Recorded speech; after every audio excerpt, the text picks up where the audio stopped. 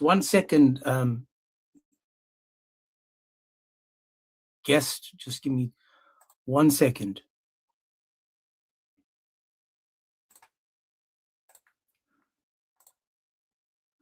Alrighty, God bless you and good morning. Welcome. Let me bring up a man called Salim.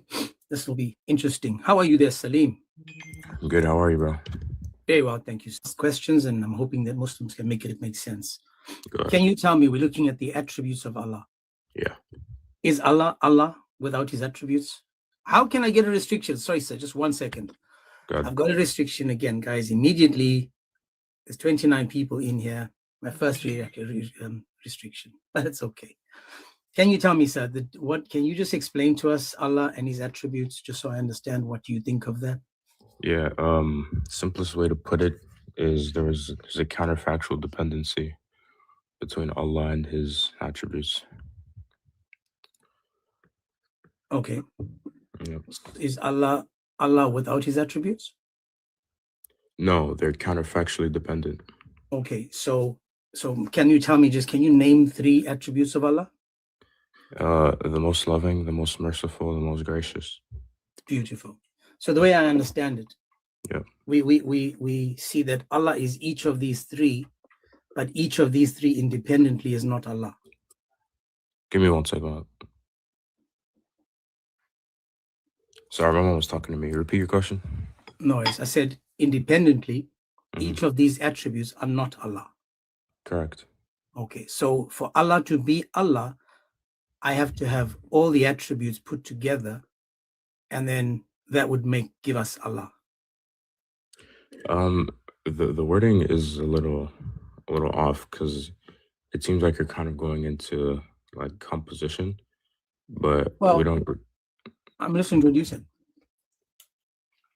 Yeah, we wouldn't say it's like for example, a car made up of parts. We don't really take that view. But am I wrong if I say to you that Allah is only Allah if we take all his attributes and put them together?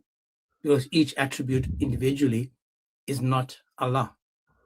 Well, the attributes, they would subsist within his essence. So if you were to remove one of the attributes, one of the essential attributes, you would have a different essence. Beautiful. And that wouldn't make him Allah. Yeah, sure. Beautiful. There's a counterfactual dependency, though, just to clarify. Yeah, I got you. I don't really understand how. I understand you. So I'm just trying to understand. So Allah is still Allah. So Allah is not Allah without his attributes. Allah is only Allah with his attributes. Are the attributes of Allah, are they distinct and different from Allah? Yeah, they're formally distinct. Okay, so we have an eternal and distinct attributes that are outside of Allah. No, that's not what a formal distinction is. So they are one with Allah. No, that's also not what a formal distinction is. Let me ask you this. Are Allah's attributes that are not him, are they eternal? Yeah. So Allah's attributes are eternal, but they are not Allah. That's right. Okay. So who is the only one that's eternal? You have to qualify what you mean by eternal, because, for example, humans, the human soul is post-eternal, right? It doesn't maintain itself. It's maintained by God. So when we say the only eternal thing is God, what we're saying is the only eternal thing that can maintain itself, that is ase, that doesn't depend on anything outside of itself, that would be God. But obviously, to have ontology, you need to have an essence. You need to have a nature. So there's going to be a set of essential properties that are eternal with him. Okay. If I say this, tell me if this is a true statement or a false statement. Okay. Only God is eternal. Yeah, you have to qualify. Why do I need to qualify? I just gave you another example of eternal, like post-eternal in humanity. But what is the meaning of eternal? How would you understand the word eternal? Okay, so eternal in the most general usage, it would be something that has always existed, will always exist, and doesn't depend on anything else. But I mean, if you want to go like into metaphysics, humans are post-eternal. The attributes are eternal, but they have a counterfactual dependency on God. So I just need you to cash that out for me so I can answer you. Okay, I'm just you would agree with me. Hang on a second. Another appeal coming for hate speech. Apologize. I don't see any like Apparently hateful this is- comments. Why are you getting restriction? Man, I get reported on a daily. Oh, okay. As soon as I start, I mean, I go to Muslim lives where I watched a guy pee on a Bible a couple of days ago, yesterday, before. I would listen to the language. I've heard them say the nastiest things. Nothing happens to those lives. I'm having a conversation with a Muslim and we're asking honest questions, and I get hit with hate speech and I get hit with restrictions on my life. Yeah. I'll make this up, my man. But anyway, so I just want to understand with you now. You would agree that only God is eternal, and if something is post-eternal, I've never heard this term before, it would mean that it has been created at some point. Because it's only post-eternal, it's not. Yeah. If something is post-eternal, then it came into being at one point. Yeah. Okay, then that can't be eternal in the sense of the word eternal, because it had a beginning, a start. Yeah, I agree. Okay. So if you're asking the only eternal, uncreated, ase, independent being, yes, that would be God. Okay. So if that's God, and it's only God, are the attributes, were they with Allah from the beginning as well, or were they created? We don't believe God has a beginning, but I think I get your question. The attributes. You said the attributes are separate from Allah. No, I said there's a formal distinction. Now, if you're distinct from someone, it means that you're separate from them, correct? No. Okay. Because the attributes aren't outside of the essence, so they wouldn't be separate. They would only be distinct because they aren't fully identical. So hang on, if something is outside of the essence, are the attributes of Allah part of his essence? We're not partialists. Well, this is what I'm saying to you. According to you, if I took the three attributes of Allah that you gave me, each of these, let's just call them parts for now. If I say these three parts of Allah, they are not Allah individually. In order for Allah to be Allah, I need to take all these attributes, put them together, and then I'll have Allah, but individually, they are not Allah. Is that a wrong statement? Am I misunderstanding something? Well, I mean, you basically just described what in essence is. It's just a set of essential properties that make something what it is. So it's as if you tried to take the as if you tried to take the animality out of a human and still call it a human. It's nonsense, So I'm not really sure what you're getting at, but okay, let me just say this, right? Man's attributes are created and not eternal. But with Allah, the only thing that's eternal is Allah. But then if the attributes are distinct from Allah, but are also eternal, then that would mean for us many attributes as you have eternal, right? So you've got eternal attributes, and let's just say there's 99 of them, and each of these individually is not Allah, but collectively is Allah. Because remember, you said these are distinct from him. So It's just like an aspect, how can it be eternal? But ultimately Allah has his attributes, but they are eternal as he is, but they are also distinct. I'm just trying to figure what you're saying. I'm trying to make it make sense in my head, because now they are aspects of him, not the whole of him. Is that a true statement, that these are aspects of him, but not the whole of him? Would that make more sense? Aspects of him and not the whole of him? Yeah, for example, mercy. The mercy is an aspect of Allah. It's not the whole of Allah. Yeah, are you asking me if mercy is fully identical to God himself? Yeah, well, it's not. We both know that, right? Yeah, I agree. Okay, so mercy itself is not Allah, because individually it's not. So what we have now is 99 plus eternal attributes that are next to Allah, distinct from him, but not equal to him. Correct. Yeah. Well, then you've got 99 gods. No, because the 99 attributes don't have their own separate ontology. They're not independent. But you just said they're uncreated. Yeah, they're uncreated. Then that doesn't mean they have their own ontology outside of God. On top of that, like you still have again, to address... my brother, I'm sorry to jump in. I just want to understand. Go ahead, bro. Because I'm just repeating what you said. You said we have 99 plus external attributes that are next to Allah, correct? Yeah. And what do you mean by distinct from external? What do you mean by external? Well, they're not internal. They're not part of his nature and his essence. The attributes are a part of his essence. Well, then each of them then is Allah. If they're part of his nature and essence, then each of these are Allah.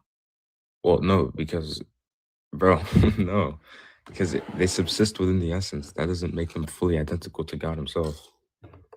They're formally distinct. Okay, so let me try again. So we have 99 plus external attributes, not internal. I reject internal. The way you're using external. Okay, let's just say no. I'll take that away. I'm just trying to understand. So we've got 99 plus attributes that are not Allah. Correct. And yet they are distinct from him. Formally distinct, yes. But not equal to him. Each individual attribute is not equal to Allah, yes. Okay.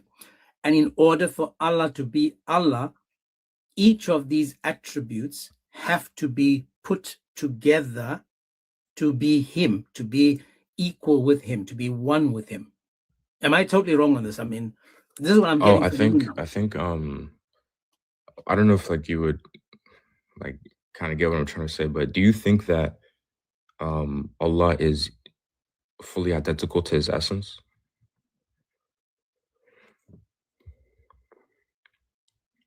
Sorry, man, I'm having lunch. No, you're good. I'm eating too. But you think Allah's I'm slurping fully up identical? soup, man. It's cold over here. Yeah. You think Allah's fully identical to his essence? He would, wouldn't he? I mean, I would think so. Because again, are you one of those that believe that the parts of Allah's hands, for example, is part of Allah? Part of him? No, I believe he has hands, unlike creation, literal hands, yeah. Okay, let's just take that then. So if I'm trying to just word it properly so I don't make a mess of it, because are the hands of Allah, or the parts, and I'm going to use the word parts, like his hand, his shin, because you believe in all that, right? Allah has hands, unlike creation. He has a shin, he has a face, he has. Okay. Yeah. Are these, I'll call them parts of Allah, identical to each other? Is the shin identical to the hand? No. Yeah, no. So if we take all of these parts of Allah that are not each other, because you said the hand is not the foot is not the head, yada, yada, yada. If we take all of these parts individually, they are not Allah, correct? Yeah. Okay. So if I put them together, do I get Allah? When you put them together in the sense that you go back to the totality of the attributes being the said set of essential properties, then yeah, that's what we mean by counterfactual dependency. Okay, so all these predicates are Allah then, when you put them together. Yeah, all of them together. Yeah, they're counterfactually dependent on who God is. Beautiful. So all these predicates are not each other, but when you put them together, then they are Allah. Just like you said about a car. The wheel of a car is not a car. You've got to put all the parts of the car together to have a car. Yeah, but the thing, the reason why I would kind of say that's not analogous is because a wheel can exist outside of a car, right? But God's attributes, they can't exist outside of his essence. But a car is not a car if it's incomplete. if there's parts missing, it's Yeah, incomplete. yeah, I agree with you. I just Just feel like like when that you're detail is talking now important. about Allah, if there are parts missing, if his hands are missing, if his shin is missing, then Allah is not complete. So what you, without understanding it, or maybe it's me misunderstanding it, you are confirming what I'm saying, that all of the parts, all the 99 attributes of Allah individually are not Allah, but when you put them together, that's when you get Allah. Okay, so honestly, just for the sake of the argument, like I'm gonna hope you're arguing in good faith, right? I'll use your language. Let's say they make up Allah, right? But they're counterfactually dependent, right? So where do we go from here? Because I already said Well, the then the 99 question is, that attributes. means Allah in Islam is depending on parts of himself to exist, for him to exist, because without those parts, he can't exist, or he doesn't exist. Bro, you just defined a counterfactual dependency. Yeah. Yeah, well, this is it. So your God is dependent. Not on anything outside of his essence. Well, again, his essence is not him. You have to put all of the essence together. For example, the whole question started out, the Muslims have this picture with the 3 chickens saying which one died on the cross. Yet they can't make sense of whether their God is one or made up of parts. You've presented to me that, and again, from what you are saying, if I look at the attributes of Allah, they're all separate, individual, different, and each of them is not Allah. Yet at the same time, when I put them all together, then only is Allah complete. So again, as I said, is Allah still Allah without his attributes? No. Is Allah's attributes Allah? No. So Allah's attributes are different and distinct. That's what you said. You said, so we have an eternal, distinct attributes as Allah, but not identical to Allah. Tell me if I'm wrong, please. Right? No, you're solid. Go ahead. Okay, so Allah has attributes that are not him, according to you. They are eternal and distinct, that Allah is dependent on. 99 of them that are not him. Yeah, but bro, the key point you're missing is he's still independent. Because if there's a counterfactual dependency on something within your essence, then you're not truly dependent on anything else but yourself. Allah is, I'll say, the attributes themselves don't. Can you explain counter? What do you say? Counter? What do you say? Yeah, you literally defined it earlier. I know. I want you to explain it. Yeah, I got you. God, like Allah, he needs those attributes in order to be Allah, right? And those attributes subsist within the essence. You can't have one without the other. That wouldn't expose external dependency. But my brother, I think you're missing it as well. Am I totally wrong in understanding? Right now, listen to what you're saying. You're saying Allah depends on his attributes. Me and you said the attributes are not Allah. So something outside of Allah is what not Allah depends on. No, not you said Allah, you just said that they're distinct from him. Yeah, distinct doesn't mean part of. Yeah. Oh wait, hold on. Do you know the difference between like a formal distinction and something that's separate? Well, you tell me then. Make me understand, because again, I said clearly these are different and distinct, and you said yes. Okay, so when something is separate, right, that means it's out of the essence of something, right? So for example, you can say that like a camel and a llama, they're separate, okay? They can exist without each other. They have a different set of essential properties, okay? Now let's look at, for example, my hand and my foot, right? My hand isn't my foot, right? But they can't be separate from me if I were to be complete, right? So if like my hand and my foot would be formally distinct, that doesn't mean they're outside of me. I mean, I still have a hand and a foot. Okay, let me go with that. You have let's just say I'll go with that. Yeah. But still, if they are part of you, so let's just say now the attributes are part of Allah, not outside of Allah. Allah is still incomplete if one of these attributes are not there. So Allah depends on his attributes to be present and for him to be whole. So you said each of these attributes are separate and distinct from each other, and you said Allah needs them to exist as Allah. Okay, do you like understand that the attributes subsist within the essence that is Ase? Okay, It's let's go independent with that. itself. Let's go with that. They exist with the essence of Allah. Within Let's the just say essence, within, not with. Okay, Within. within the essence of Allah. So Okay, within the essence of Allah, we have his 99, let's just say 99 attributes, right? Within Allah, within his essence, we have 99 attributes. But none of these attributes are Allah, correct? Correct. Beautiful. And individually, they are not identical to each other, correct? Correct. Can Allah exist without them? Nope. Nope. So Allah depends on his attributes that are part of him. Now again, that's just within his essence, yeah. That's just, yeah, exists within his essence. Yep. But again, the body parts of Allah, as you just rightly said, are not identical to each other. They are separate from each other, correct?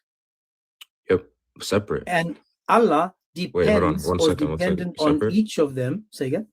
You said separate from each other? Yeah, well, they're not identical to each other. That doesn't make them separate, just distinct. Well, distinct. Sorry, you're right. Distinct. They're distinct from each other. They're distinct from each other. But for Allah to be completed or complete, he will need all these attributes and all these body parts, and without them, he's incomplete. Yep. Okay, so your God is made up of many parts, and the only time he is complete is when these parts are put together or together as one. Because you said that he is not his parts are not him, but collectively his parts are him. Yeah, okay, so I'll just say this one last thing and then I'll drop because I gotta get the day started. But no worries, yeah, just look into a counterfactual dependency, right? Because if I'm not mistaken, I'm pretty sure this is the same in the Christian paradigm. You're a Christian, yeah? Okay, if it's part of the Christian paradigm, do you understand the Christian paradigm then? I'm just asking, are you a Christian? I'm a Christian, yeah. Yeah, so you would say that God has the attribute of being all-powerful, yeah? Okay, so when you look at the 99 attributes of God and you say God can be one, can God also be three and be one? I mean, the way we're saying 99 and 1 is different than the way you guys say 3 and 1. It's very different because you don't say that you have 3 attributes. You say you have 3 persons that fully have the divine nature. Okay, so but you say the attributes don't have the divine nature of Allah? Bro, what? They subsist within the divine nature. Okay, so then you understand me then. So in Islam, you have exactly the same thing where they are all sharing the same divine nature. But according to your religion, what do you mean by share? Individually is not nature. Allah, but in our paradigm, each of them is God because we have one God. Now you claim to have one God, yet your God is dependent on each of these 99 to be one. I'm not referencing the Trinity. No, I'm not trying to argue the Trinity. I'm saying that you believe God is all powerful, yeah? Yes. Yeah, so he has the attribute of being all powerful. Now, I don't know if you I don't know what type of what's the word, theist you are, but do you think that God's attribute of being all powerful is fully identical to him? Well, he's not God if he's not all powerful, so it is him. Yeah, that's a counterfactual dependency. We agree. Beautiful. So again, we agree. When we're looking at Islam, remember you are saying that each of these is individually not Allah, but collectively Allah. But anyway, man, let me see if I can get someone else up. It seems like we're going in circles. I appreciate the conversation, dude. Yeah, bro. Good talking to you, bro. Take care, bro. You're more than welcome back again. Thank you, bro. God bless. God bless to you too. See, that's a nice Muslim. He said, God bless to me. So notice we did the same thing what the Muslims did. We just looked at the 3. How many gods died on the cross? So if I took away one of Allah's attributes, Allah is incomplete again. But again, we're looking at the person and the nature, and are they separate? But again, in Islam, the only reason I took this topic was because not only was one of my brothers asking me this question earlier, we also have Muslims that are on, for example, even the guy called Speedy. Speedy puts this on his page, asking the question, how many chickens do you see? But what we have to understand is that on conversations like this, it's easy when we have the shoe on the other foot and we are asking the question. Let me just increase this 1 second. Because again, I'm really just trying to be, I just need to understand, because according to Islam, if we had to look at the attributes, it's a quality or feature or inherent part of someone or something.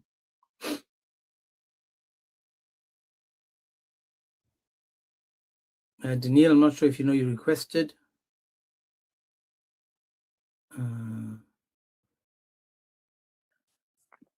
Yo, what's up? How are you doing, sir? Good. So as I was watching you in the comments, you kind of agree with him, correct? Yeah, sure. Okay, so how would you explain Allah's 99 attributes? Because on the screen, Yeah, they're just properties of is Allah his attributes? And the other question would be, are the attributes of Allah Allah? Yeah, so the individual attributes Allah is not identical to the individual attributes. We just say they're properties of Allah. They're not. Allah is not identical to his properties. That's just gibberish. Okay. Yeah. So how many attributes does Allah have? Yeah, so he has essential attributes, which are like his 99 attributes, and then he has his actions, which are also intrinsic to him, but they're contingent. But we'll go with but just to simplify, we'll just say 99. Yeah, we'll just say 99 just to make it easy. Yeah. So the 99 attributes of Allah, are they Allah? No, no, we don't believe they're identical to Allah. In the individual, we believe that the attributes that make up the set is identical to the essence. I need to look at the screen.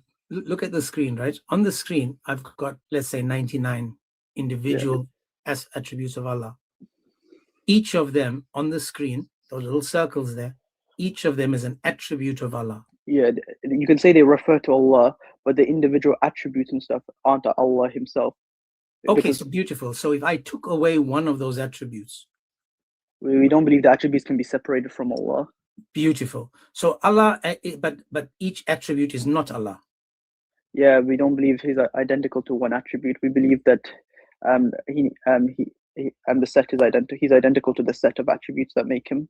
Because quick question. How do you define essence? Well, I don't know. You tell me, please. I don't want to tell you what I think. I want to know what you. Yeah, so I define essence as in the essential properties that make something fundamentally what it is. So we say the essential properties are the attributes and stuff, and these attributes fundamentally make up what Allah is. Okay, so you agree with this definition or not? Yes. Let's just yes, I'll go with that, because if I'm looking at the attributes of Allah, tell me if this is a wrong understanding.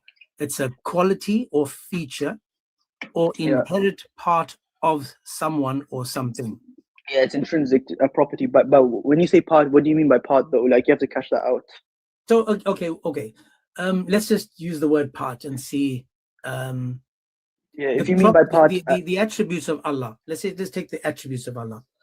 Are each of these attributes distinct from each other?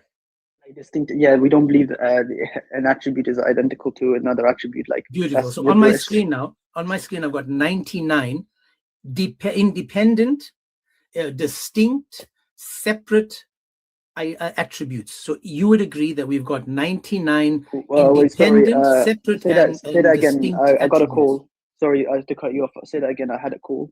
No worries. Sorry.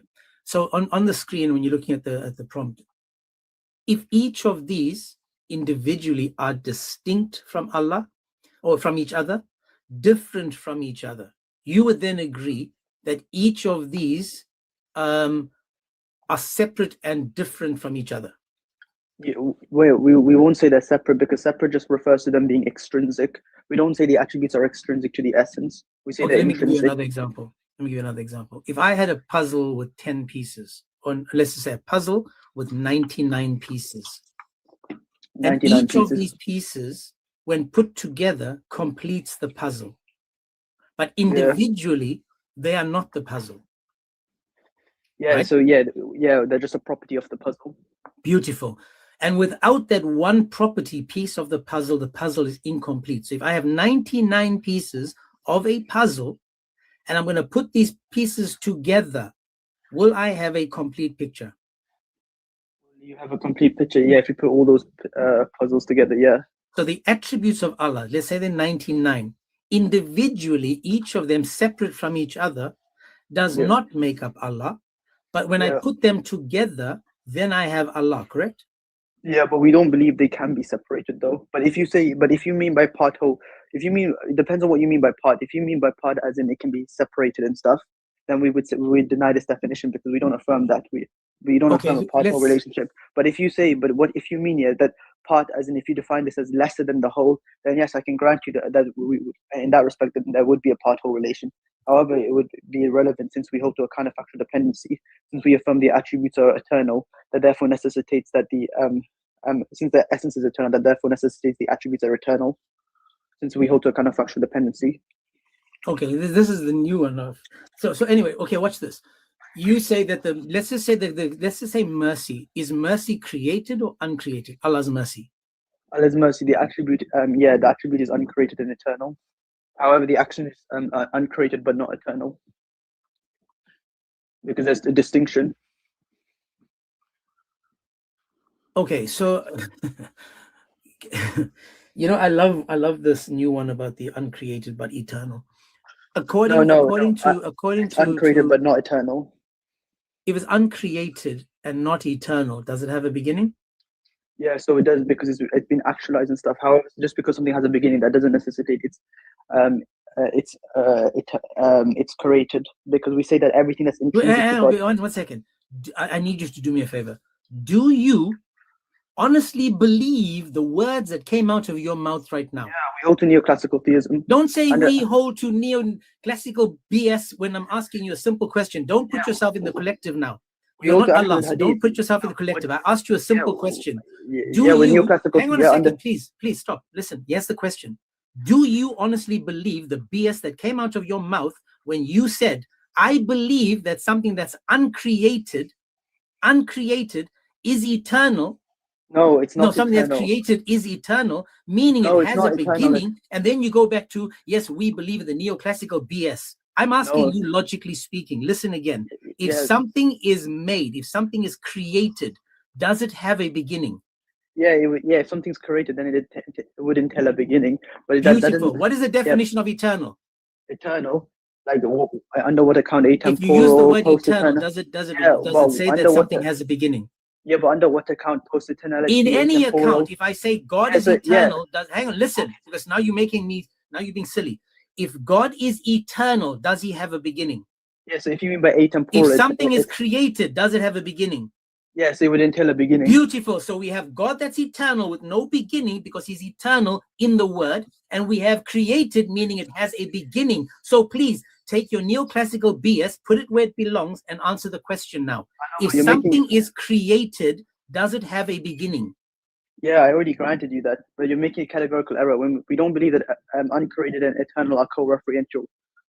That's just a categorical error. When we say the actions of Allah are uncreated, because we say that everything that's intrinsic to Allah is uncreated, and since Allah's actions are intrinsic to himself and stuff, that necessitates that this action is uncreated as well, since it's intrinsic to the essence. There's 70 people here and 76 on YouTube. I just want you guys to understand. I'll give you an example. Wait, can I give you an example? Hang on. I just want people to understand the Muslim logic. Notice the Muslim logic. Yeah, this is eternal means uncreated, always was, always will be. No, we don't hold to that definition. Something has. I'm not done. Just give me a second. I'm just trying to lay it down so that people can understand. Because not everybody is able to understand what the Muslim logic. So because something is eternal, it can also be created, meaning it has a beginning, but because Muslims have to try to make things work, they change the definition of everything, because this is why it's like gymnastics for us to try to keep up. No, you can hold to this if you hold to neoclassical theism. I'll give you an example. Do you affirm God has propositional knowledge? Can you tell me, was the mercy of Allah created or uncreated? Yeah, so there's two references. Okay, if you're picking out the action, then we'd say it's uncreated, but it's not eternal. If you're picking out the attribute, then we say it's eternal and uncreated. Give me the reduction. Okay, in Jami al-Tirmidhi, Allah created 100 mercies, and he placed one mercy with his creation, and then he showed mercy to one another by it, and there were 99 mercies with Allah. Did Allah create mercy? Yeah, wait, that's irrelevant to the I'm asking you, did Allah create mercy? wait, so pull up to yeah, so our actions, we believe our actions are created by Allah. Yeah, so I we did are ask you, it's not your action that's created, it's Allah's action that's created. Did Where Allah does it say- create mercy, yes or no? Wait, the hadith doesn't say Allah's action was created. Allah Wait. created 100 mercies. Yeah, He so Allah placed created. one, please listen. Allah created 100 mercies, meaning mercies did not exist before this. No, that's an And he unsecular. placed one mercy among his creation. They showed mercy to one another by it. And there Good. are 19, if you keep talking, I can't finish what your God sorry, is go giving ahead. us. Sorry, go ahead. So Apologies. Allah created No, so if you read the hadith, 100 mercies. yeah, so And and he says, he placed, I'll just mute you because I don't think you have the discipline to pay attention to what God said. Allah created 100 mercies, and he placed one mercy among his creation. They show mercy to one another by it. And there are 99 mercies with Allah.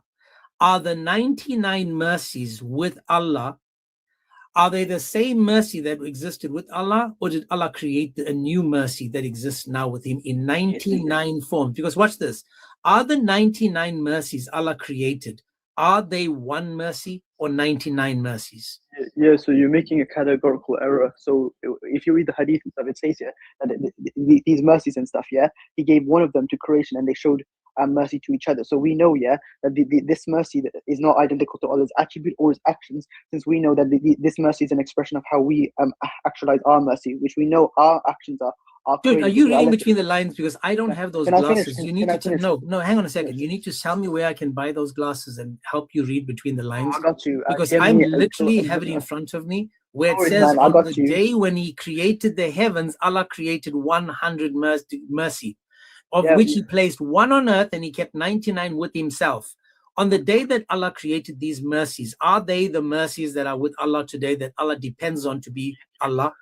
No, so you're just positing the claim here that these are his attributes and his actions. We don't have to grant that notion. Why? Because we know, yeah, that one of the mercies, the reference and stuff, is towards his creation of how we actualize and express our mercy. And we know, yeah, because Allah creates our actions, we know that this mercy is created. That therefore necessitates, yeah, that the 99 mercies are also created and stuff. And this is not in reference to him.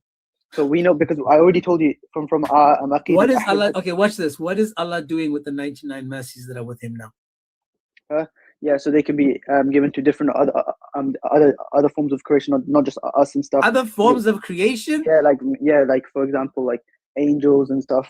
They can be. So given hang on. Oh my God! So angels need mercy for what? No, so when you so when we why are you stuttering now? Yeah, let me finish. So in Islam and stuff, we don't just affirm that we are also given mercy. So we're also given the property of mercy, but we don't just affirm this. Other people, forms of creation are also given mercy. For example, jinns. Let me finish. For example, jinns and stuff.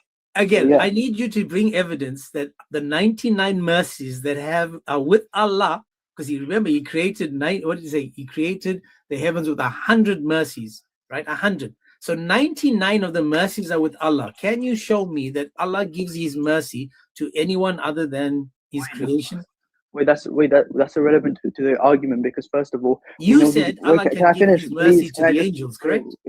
Wait, no, I'm just positing the claim, yeah, that we because we as humans are not the only people that have this attribute of mercy. So then tell me who else has it.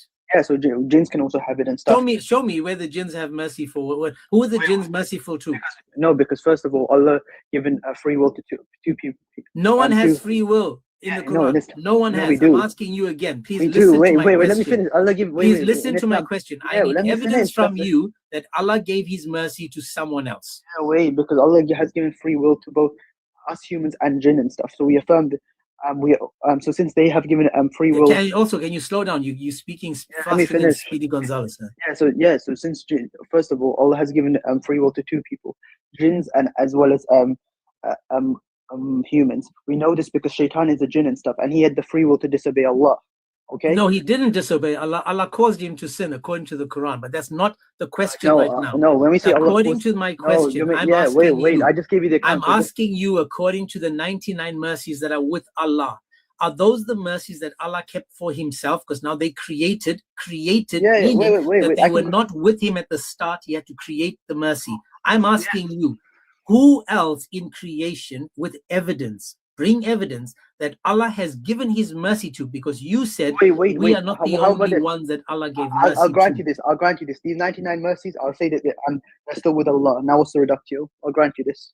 No, you can't grant me this after waffling for like 5 minutes, wait, trying I'm to granting. tell me that the wait, jinns and their brother. cousins and their brothers and No, their because aunties and jinns, uncles yeah, because were all given this. No, the thing is, we're similar to the jinns in the respect that we have free will. Yeah. No, you So we can- Muslims are similar to jinns. Don't bring us Christians into it. You guys know about jinns. I know nothing about jinns. I'm asking you. So you agree then? You agree that the mercy of Allah is created, and it was created at a specific time. It's not eternal, and this attribute is with Allah, and Allah depends on his mercy to be completed. Correct? You're making it categorical. You're just positing those 99 mercies are in reference to the attribute of Allah. Prove mercy. to me that it's not. Yeah, because the attributes of Allah, anything that's intrinsic to Allah, is eternal, and since the attribute, since this 99 is mercy one of them? Yeah. So yeah. So the mercy is created. Come on. That's an non sequitur, because if the mercy, I'll tell you why. Since the mercy of Allah is intrinsic to Himself, yeah, and therefore necessitates eternal. So since we know this and stuff, that this hadith you're referencing and stuff, since it says Allah created 99 mercies, we know that this 99 mercies isn't in reference to His attribute of mercy. These two things are not identical. Because so hang on, wait, let me finish. Notice 3 seconds. Now 3 how seconds. you guys, man. Wait, I need Chef Logic's cap, and I need his go for it. Because I gotta keep him in the pot. Wait, let me finish. You just stay in the pot, my brother. Listen again. Listen, please listen, Rabbi. I'm trying my best to let you make it make sense. You've gone everywhere now, and then you turn around and go, okay, I'll give it to you. What's the reductio? In other words, you realized yourself that everything you said was pure rubbish. Now, I'm granting you the argument. Attributes of Allah. Can you prove to me that Allah had mercy before He created His mercy? No, again, wait. That's just burden shifting, because you're just positing the claim here that those 99 mercies is in reference to His attribute of mercy. Okay, did Allah have mercy before He created His mercy? Yeah. So the attribute, you're just positive. First of all, just positing the claim here that mercy is His attribute, which is just begging the question. Second of all, yes, since is the mercy, let me finish. Allah's attributes. Yes, and since it's intrinsic to the essence and stuff, since Allah's attributes are intrinsic to Himself and stuff, that therefore necessitates, that it's eternal. Because since Allah's attributes are eternal and stuff, because anything that's intrinsic to Allah, okay, is eternal, correct? Dude, your definition of eternal is different to mine, so I can't say. Yeah, I'll catch up. I'll catch up. You believe something that's created is also eternal. I'll give you. Oh no! Wait. Okay. No. That's an non sequitur. What? Well, I never made that claim. You're just lying, and you're being dishonest. Okay. Watch again. Listen again. I'll show you how you cooked yourself. Again. Watch this. You said that something that is created can also be eternal. Correct? No, I didn't. I said something that's uncreated is not. It doesn't necessitate it's eternal. If it's uncreated, right? Uncreated meaning it never was, never existed. Can that be eternal? Yeah, so if something is atemporal, but nothing is eternal. Wait. So first of all, something that's uncreated and eternal, those two categories are not co-referential. Eternal in the sense of atemporal means it has no beginning, no end. Uncreated, when we say it's uncreated and stuff, because it's intrinsic to the essence. Since Allah's essence is uncreated and stuff, and since Allah's actions are intrinsic to Himself and stuff, they're not something other than Allah, that therefore necessitates that His actions are also uncreated. I'll give you an example. Like, do you believe God's knowledge is uncreated, correct? Man, just tell me. Don't ask me questions. Yeah. Okay. As I said to you. Okay, I'll give you. I'll give you an account. On what eternal is. I'll give you an account. A chance to make it make sense. I'll give you an example. Okay, so God has propositional knowledge. Okay, for example, He knows. Okay, what's the day today? Do you know what the day today is? What day it is today? Yes. What day is it today? It's Wednesday. Wednesday. God knows that, right? God knows the proposition today is Wednesday, correct? Go on, man. Just tell me what you're saying. Yeah, okay. So God knows the proposition. It's grounded in His mind, that today is Wednesday. This proposition is uncreated, okay? However, this proposition is not eternal, because it's not always Wednesday. Tomorrow it'll be Thursday. So this proposition will change, and God will say today would be Thursday. Since since this proposition changes and stuff, therefore. Okay, watch this. Hang on a second, Rabbi Aziz. Hang on a second. Wait. Is today Wednesday? Yeah, today's Wednesday. In Australia, is it Wednesday today? Yeah, so that proposition is contingent on the where I'm confused. Hang on, is today Wednesday or is today Thursday? Okay, let's say I'll make it Aziz, more, focus. Is today Wednesday or is today Thursday? In Australia, I'm not sure. Okay, I'll make it even more specific to you. Okay, so let's say in New Zealand, on the other side of the world, is it Wednesday today? I'll make it. Okay, no worries. I'll make it even more specific so then you can understand. Please listen to the question. Okay, yes, try not to go everywhere else. Yes, I'm asking you regarding the day that you asked me. Listen to the question. What day is it today? Yeah. Okay, so I know the argument you're making. Oh, because of geographical location. I'll make it clear. I'll give you a clear example. So in England, today is Wednesday. God knows the proposition. Today in England is Wednesday, correct? Okay, but it's not always going to be Wednesday in England and stuff. The proposition will change. Yeah, tomorrow, today in England, it will be Thursday, and God's proposition will change. However, so this proposition is not eternal. However, since it's grounded within God's knowledge, it will be uncreated because it's intrinsic to God. Correct? Do you understand my point? I gave you the account of something that's intrinsic to God, that's grounded within God's knowledge and stuff. But since it's not eternal and stuff, yeah, because it can change and stuff. It's temporal, but since it's grounded within God's knowledge, it will still be uncreated. Wait, Rabbi, so you're saying that the attributes can change? Yeah, you're making a categorical error. No, I'm asking you. Yeah, so in Islam and stuff, we hold to active potency. Yeah, I know what that is. Yeah, so okay, cash out what the deflationist account is. Instead of passive potency? No, cash out the deflationist account then, if you know what that is. No clue. I'm just wondering if you accidentally said that. Yeah, so if you know our position, effect, did the effect change or the attribute? You're referring to the effect, right? No, what? No, if you said you know what a deflationist account is. I said no, and then I'm asking you. That's the Are you referring to the effect when you say something happens in time? We can affirm that attributes change in the sense of they go to not active to active and stuff. However, this is an intrinsic change and stuff because which cashes out as God goes from a change and stuff, but still remain perfect. He doesn't gain or lose anything essential. No, I never said that. Yes, so we can affirm this change and stuff. I can grant you the attributes change and stuff. However, it's an intrinsic change and not an essential change. So what's the reductio? Yeah, I'm just asking you what you actually believe in. Yeah, okay. So you're saying the attributes themselves. I'm not saying he loses or gains anything.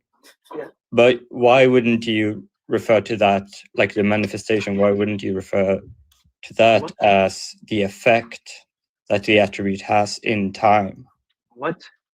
The attributes? No, because we believe the attributes are in time and space. We believe our God's spatially extended. Oh, okay. Yeah, that's the thing. I didn't know your school. No. I hold to Ahlul Hadith. Yeah. That makes sense. Okay. Yeah, James, continue. It's okay. Go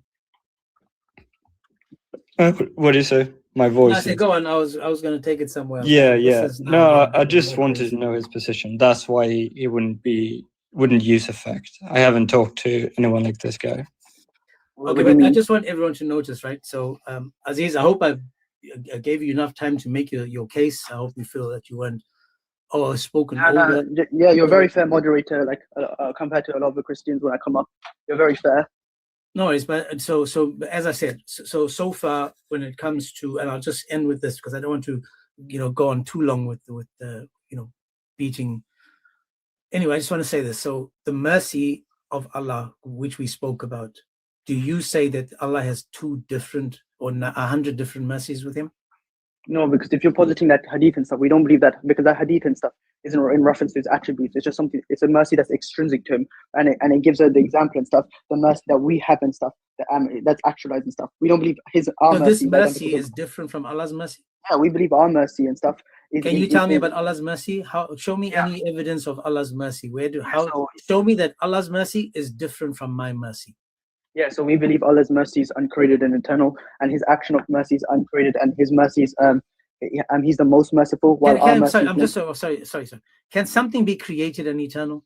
Yeah, no, I said it's uncreated but not. I'm asking you a question. Can something be created but be eternal? The last guy talked about something being post-eternal. No, something. Oh yeah, so if you mean post-eternal, because post-eternal has a negation of has a beginning but a negation of an end. So for example, you believe you will stay in So heaven that's not for eternity. eternal then, right? No, it's post-eternal. I know. Because, So, like, that, so it's again, listen again, please. Putting the word post next to eternal doesn't stop something from being eternal, because what you've done No, now is but- you're trying to make it make sense in your little world. no, in but your it depends on world what you paradigm. mean by I'm eternal. If you mean asking by you, can something that is created be eternal? yeah, but it depends on what you mean by eternal. If you mean Mercy, atemporal, for example, in this yeah, hadith, no, the no. mercy Let that me Allah finish. created, Let it's me finish. created mercy, is it also eternal mercy? Yeah, so if you mean by created mercy, if you mean by atemporal internality, then no. If you mean by post-internality, meaning it has a beginning but it doesn't have an end and stuff, then yes.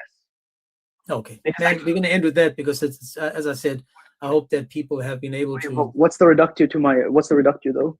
But we're That your asking you God is made up of questions. parts There's and no independent of each of them. reductio. We're not arguing with you. Okay, but Bro, please relax. You're talking 1,000 miles an hour and No you worries, want no a worries, no worries. reductio for every single question. We're asking you about your position. okay, Well, so okay, yeah. fine, fine. My Okay, no point is, worries. I'll ask you Aziz, this. Aziz, this is my point. Aziz, let me explain my point. So with all the people watching, I need people to realize what you have to do, because again, you guys must be the most flexible gymnasts in the entire world, mental gymnasts, because you guys will take something and twist it to mean something totally. So for example, the idea that something that is created can be eternal because it's post-eternal shows people how you have to manufacture things constantly to make Islam work. James, That's what I'm trying to. No, That's what but James, showing people. do you realize Christians also believe in post-internality though? Because You see what you've done now. You've done this you guys- whataboutism. No, I'm not doing a red herring though. But like you You can't, did you, guys, you whataboutism can't because reject we're talking about post-internality though. Allah's 99 attributes. Yeah, yeah, the Again, 99. you guys yeah, can't understand the Father, the Son, the Holy Spirit, one as one God, but you are willing to sit and argue about 99 distinct features, independent, distinct attributes of Allah that are not Allah individually, but only when they put together. Only when they put together, like a James, puzzle, do you get Allah. You James, can't actually see this. We don't believe they're independent. We believe they're counterfactually dependent. And second of all, like you have See, to. that's another word. That's another word that you got to use to show people that you're trying to make it make sense. Is one piece of a puzzle, is one piece of the puzzle the complete puzzle? No. No, Is one attribute of Allah Allah? No. So what do I need for Allah to be a complete? I need all the parts of Allah, all the 99 attributes of Allah to be put together to get a complete Allah. Wait, but James, that's not what counterfactual dependency is. Counterfactual dependency is X is dependent on Y, and Y is dependent on X. Since we believe the attributes is dependent on the essence, and the essence is dependent on the attributes, and since Allah is so that all that just cashes out is Allah is dependent on Himself, and if Allah is dependent on Himself, hang on, no, watch what you're saying now. Please listen to what you said. You said Allah is dependent on Himself, meaning the attributes are Allah, correct? No, that's a non sequitur. Allah is just dependent on Dude, His essence. listen to what you said. This is the problem with me. I actually listen to what you guys say. You said Allah is dependent on Himself, correct? Yes or no? Yeah, so He's dependent on Stop Himself. there. Let me go through it so I understand. When you say Allah is dependent on Himself, are the attributes of Allah when put together Allah? Yes, you just draw man. Beautiful. So Allah is dependent on all of His attributes only when they put together to be Allah Himself. Thanks for coming, Aziz. We're going wait, what? Let me bring up Balance. What? That's not what I said. That's not what I said, though. You just straw man me. Where did I'll you give go? you a chance. Go on again. Yeah. So again, you just straw man me again. We believe the attributes are intrinsic to the essence, and what that means is Allah is dependent on the essence, the set. The set makes up the attributes. So since Allah is dependent on the essence and stuff, that just means he's self-sufficient. That because all that cashes out is that He's dependent on Himself. You understand? I'm trying to, brother. I'm trying to. Yeah. So like, what would be like an argument against this position though? If you just hold to counterfactual, if you hold to counterfactual dependency, all that cashes out is that we just affirm God is self-sufficient. Is Allah self-sufficient? Yeah, that's all that cashes out. If you're self-sufficient, do you depend on anything outside of yourself? Yeah, we don't believe the attributes are outside of ourselves. I didn't ask you that. Listen again. If you are dependent or independent, do you depend on anything outside of yourself? Yeah, you don't depend on anything extrinsic to yourself. Okay, so the attributes are they're distinct from Allah? but you're Are they making external? Are they you're external making from Allah or internal from you're within making a Allah? you're making a categorical error. Distinction and extrinsic are not co-referential. Just because they're distinct, that doesn't necessitate they're extrinsic. We affirm that they're distinct, but however they're intrinsic to the essence. Okay, when you explain that for us. Yeah, so because when we say there's a distinction between the attributes, because we don't believe the attributes are identical to each other. Like we don't believe Allah's attribute of love is the same as Allah's attribute of mercy. That's just gibberish. Okay. However, we believe that these two properties are just intrinsic to Allah. Just like how we say, yeah, you don't believe your hand is identical. Watch again. Look at the big picture on the screen. Say, for example, we're looking at Allah's love and Allah's mercy, right? Correct. Allah is not love and Allah is not mercy, correct? No, those are properties. He's not identical. Beautiful. So hang on. Allah is not his properties, correct? No, he's identical to the set which make up the properties. Again, listen to the question, please. Is Allah identical to his properties? By property, do you mean the individual? The individual. Yeah, Allah is not identical to one individual property. No, that's just Beautiful. gibberish. Is Allah identical to a collection of his properties? Yeah, so if he's identical to the set, because the essence just cashes out as the essential properties that make something fundamentally what he is. Beautiful. So it is. again, all of the properties of Allah individually are not Allah, but collectively are Allah. Yeah, Correct? exactly. The essence is Beautiful. So What's your the God reduction? is not God unless all his parts, all his properties, all his attributes put together will give us Allah. That's what kind of factual dependency is. And since the attributes and essence are both eternal, that means the essence has always been put together. That just means God is eternal. So well done. So do you have like an argument against my position? Well, you basically confirm that your God has parts. So my argument, you just made my argument for me. Yeah, Because but again, when I asked you the easy question earlier, about Allah and his created mercies, notice what a waffle you did, making up a new argument which you didn't realize as you spoke. When the words were leaving your mouth, you actually heard them and you thought to yourself, I can't say this because it sounds really ridiculous. Then you said, listen, let me stop. Let me give up on this one. Then you said, Allah has a different mercy than the mercy he gives people. Then I asked you the 99 mercies that he has with himself. What is he doing with it? You said he shares it with anyone else. Everyone else gets a mercy. You get a mercy. You get a mercy. You get a mercy. And his mercies, the 99, are now not the same mercies that he once had with himself. So he created more, meaning Allah's mercy is different from the mercy we have. Aziz, take care, my brother. God bless. Thanks for coming, man. We're just going in circles. We're done. What's the reductio? Yeah, this guy, well, he did say a few things, but it would have taken me maybe 1 minute to have this entire conversation. This is how all these like pseudo Phil bros, Dawa guys are. They're gonna talk really fast. They're gonna say a lot while saying nothing, and they're gonna ask, "What's the reductio?" at the end of every single sentence. And in their mind, they think they're winning. And we're just asking him questions. We're not like arguing that his God doesn't exist or that the Trinity is better. Like, we're just asking questions. So please chill. If you come up on the panel, don't speak at like 45x speed and try to relax. It's not a police interrogation, okay? And you guys, the reason for this was, let me put the picture back up again, because this is the question that Muslims have been trying to, they've been trying to mock us with this. They will say, how many chickens do you see? Notice the question, how many chickens do you see? Me, I say 3 chickens. I'm not afraid of saying I see 3 chickens. Not afraid of saying that. So when I have the question, how many Allahs do you see now? Don't be crying, because all I'm doing is just looking back at the topic that you are presenting on your screens, or how many gods died. So if I took away 1 or 2 of these attributes of Allah, that means Allah is incomplete. Again, this is my whole point. And not only that, I've been looking at this topic from a different angle, and I've been seriously trying to make it make sense. Is Allah without his attributes? Because again, I noticed that the Muslims, I'm not joking, guys. The topic is plain and simple. I'm just asking the question because is Allah his attributes? The Muslim would have to say no.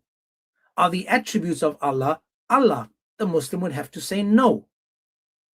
But then the question is, how many Allahs do we have if each of these attributes are part of Allah? Because individually, we could say that you've got 99 gods because you're saying that they're all separate and distinct from Allah. So, I mean, I'm glad Aziz came up. We just didn't want to go on too many times, doing too many rounds and stuff. It's just, but I'm hoping that we can have someone else that wants to make this make sense. Real quick, serious, before you go. What I said, guys, I told you guys, if they say words, they think they mean something. He literally, after me saying that, he literally did exactly what I said. He was gonna say in the chat that he won because we asked him questions and didn't want to give him a reductio for every single thing he said. And he kept repeating himself over and over, and he thought he won. And that's actually what he wrote in chat. We're Well asking done to questions, you, bro. Relax. Well done, Aziz, for winning, brother. Well done. If that's a win for you, God bless you. I hope you take that trophy and you have a parade down Oxford Street. Show everybody that you have won the argument. Well done. Sirius, how are you, sir? I'm good. Are you a Muslim? Yeah. My question is about the attributes of Allah. How many attributes do you believe he has? He has infinite. Infinite, mashallah. Just 1 second, please, He guys. has If you're not infinite following on the attributes. YouTube, please follow me Yeah. on the YouTube, The Agents 007. The Agents 007 link is in my bio, both on YouTube and on TikTok. The Agents 007. All this is recorded, unedited, uncut. I just lay it out. It's live right now. So, Aziz, he cooked me, he destroyed me. It's on the screen. You guys can go back and you can watch how he made me, humiliated me. So, thank you to Go him. check it out, So, sorry, guys. Sirius, you've got... So, Sirius, you said I'm you saying got infinite, right? has infinite names, infinite attributes. Everything about him is infinite. So is Beautiful. is So can you infinite. tell me, then this is my question to you. Do you believe that Allah's hands are part of Allah? Are real? Are part of Allah? Is Allah's hands, are they real hands? Are they real hands? I don't know. I never saw them. Never seen them? The Quran talks about them, doesn't it? Yeah, I never saw them. I don't know if he But has must be you 7 saw them, fingers or because not. The Quran says that Allah created Adam with his own hands. Is that a true statement or a false statement? Yeah, but I don't know like what you mean by hand. He might have like 7 fingers. I don't consider that like a hand. So now you want You him to know? have 2 right hands and 7 fingers. Come on, man.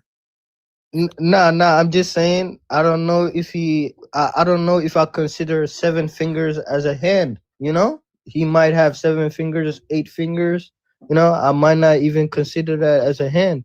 No, My it's okay. normal human brain would say 5 are like the regular hand. You get what I'm saying? I But what don't about know. the idea that Allah has 2 right hands?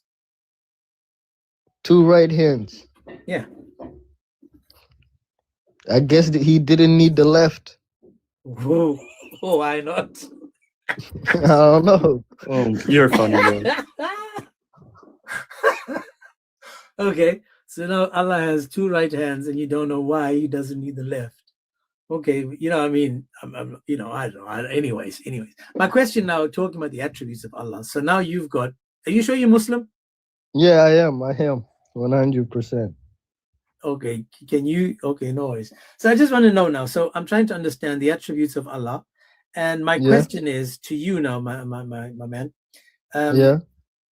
Let's just say Allah has 99, or let's just say he has 5 attributes, right? 5. Let's just say 5. Okay. We know it's infinite. That's He's not got more than we can count. Yeah, So yeah. Allah has 5 attributes. Okay. Name 3 of the attributes of Allah. Love, ever living, the sustainer, Ever the living? provider. Huh? Okay. I Let's said- use one of these, right? Let's use one of these. Let's use love. Let's use Mhm. love. I've never seen that Allah is all love, but it's okay. So He according is to you, love. Allah That's is what- love, correct? Yeah, it is in the Quran. It's one of Okay. his names. Okay. Yeah. If Allah is love Yeah. Allah? Is love Allah? Yes. Yeah. Beautiful. So Yeah. if you love someone, you are allowing them. I mean, like it is like ability, like the thing he has, like from the beginning. So like maybe like I don't know, but it's something he has, and he just has love, like how you Okay, so have did love love always for exist with others. Allah? Love always existed with Allah. Yes. Okay. Before creation, who was Allah loving? Nobody. He wasn't loving nobody So because there then, was no if creation. there's no one to love, how do you know what love is? Okay, so does it mean okay, so if I didn't create nothing, right? Let's say I'm not Allah, but I'm gonna use this example, right? If someone And let me ask you this. if If you've someone never created has anything, are you still a creator? okay. If you've never created anything, are you still a creator? No, you are not no, you're not a creator. Okay, so if you've never loved anyone, do you still know love?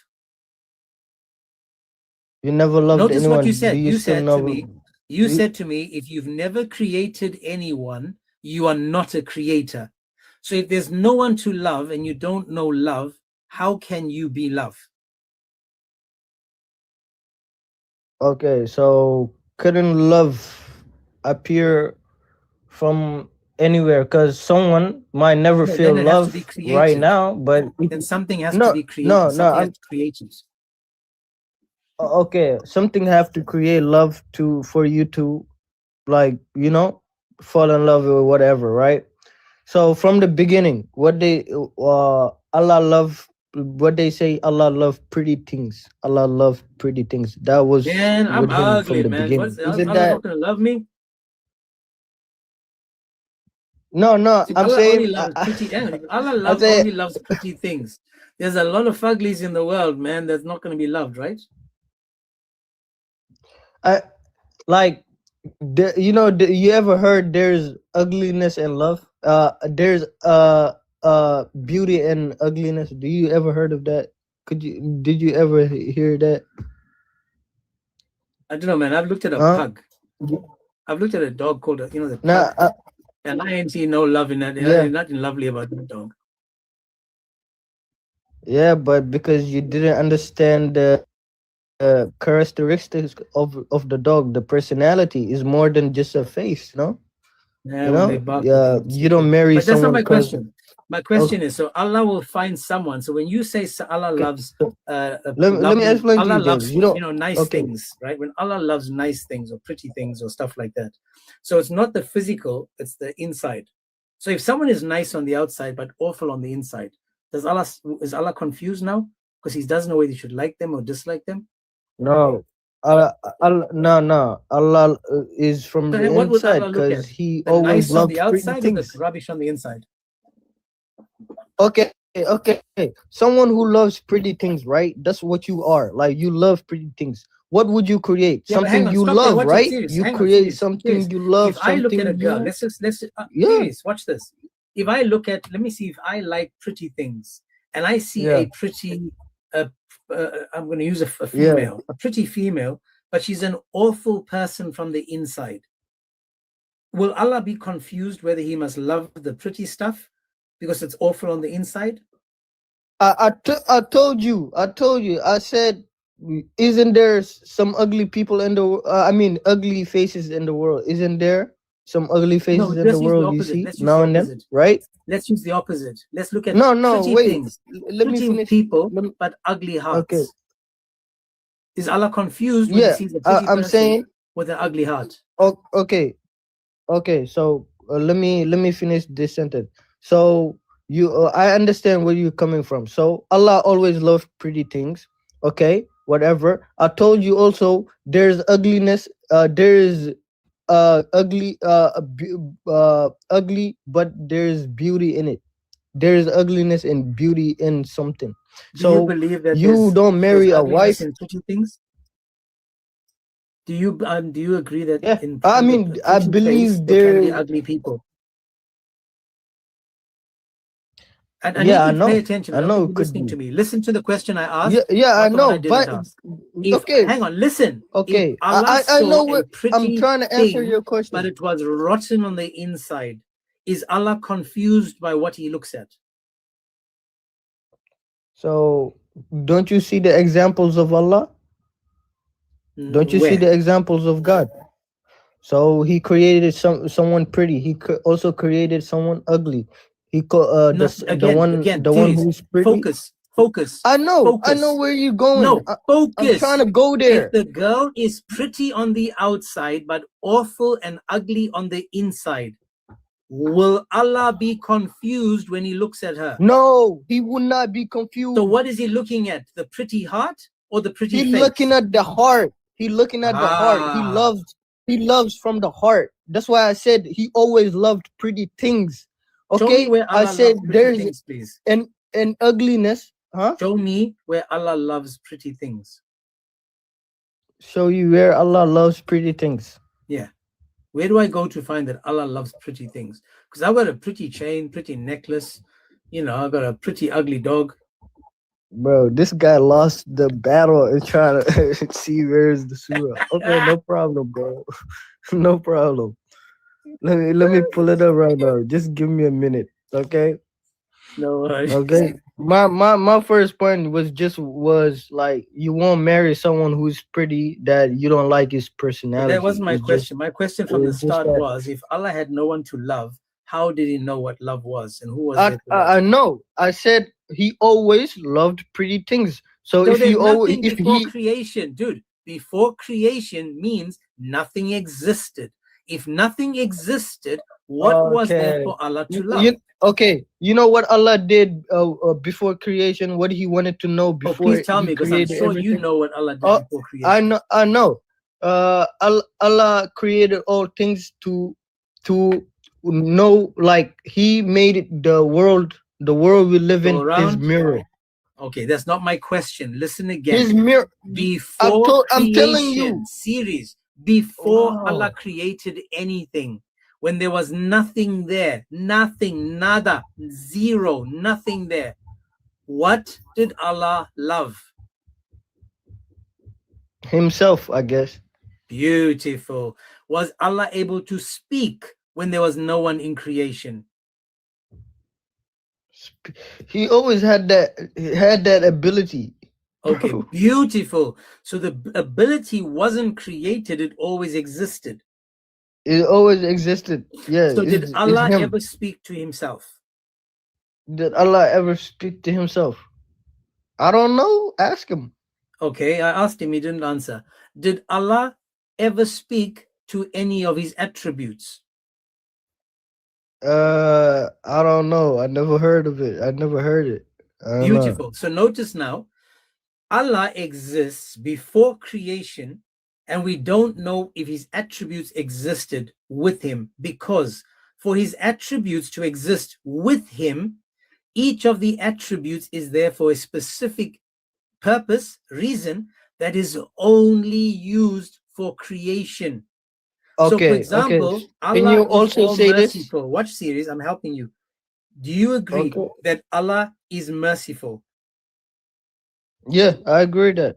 Before creation, before anything was created, Allah had no need for mercy, correct? He was always merciful. He was But always there like was that. nothing for Him to have mercy to. Nothing existed, correct? Nah, He was always Him. You know. Okay, You know what they but say. was there anything besides Allah that He could be merciful to if He was alone? Okay, you don't need nobody to be merciful. I can be here and be hateful to everybody and still don't care. So can you Bro, it hate just depends everybody on if who no? you Hang on, are. can you listen to the question? Can you hate everybody if no one exists? Okay, I can start hating the air. You know, I stop breathing. I cut my nose, my mouth, so I can't breathe. I hate the air. Broski, bro. we're asking you, can you hate or have mercy or love something that doesn't exist? He always had it, even if he doesn't exist, even if he didn't create it. He always had it. He was just him. Who was he loving before creation? He was loving himself, because I would be like that too. Okay, watch so this. I just wanna- I you're wanna like take it. Allah? Are you like Allah then? Am I like Allah? No, I'm not like Allah. I told you, Allah is him. He's different. He's built different. Okay, sorry, James. He's built differently. Okay, so now I just see, guys, and again, I just want you again, please, Muslims and Christians, listening to this. This is the mind of a Muslim. My whole point when it comes to these conversations is to show you the mind of a Muslim when it comes to the religion that they follow. The Muslims believe that the God of Islam existed with his attributes, but each attribute is dependent on creation for them to be functional or to be realistic or to be usable. So now, according to it's my not man's based on series, creation. series is It's not telling us based on clearly that God was merciful to nothing.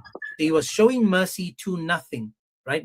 To nothing. Nothing existed, yet Allah was being merciful to what? The air, his voice, he's this, he's that. My question again would be, again now series on the topic. If So I how had a does puzzle, a little baby? if I had Okay. a puzzle series, I'm now going to use puzzles with only 99 pieces, because again, I don't think I can use larger than that. Muslims will misunderstand it. If I had a puzzle, if you had a puzzle with 99 pieces, 99, or I'll do a 10-piece puzzle, is one piece of the puzzle the complete picture of the puzzle? One piece is the complete, Is no? one piece of the puzzle the picture of the entire puzzle? No. No. You are missing 9 other pieces to have a puzzle, correct? Yeah. Okay. So Allah, with his 99 attributes, if one attribute is available, is that one attribute Allah?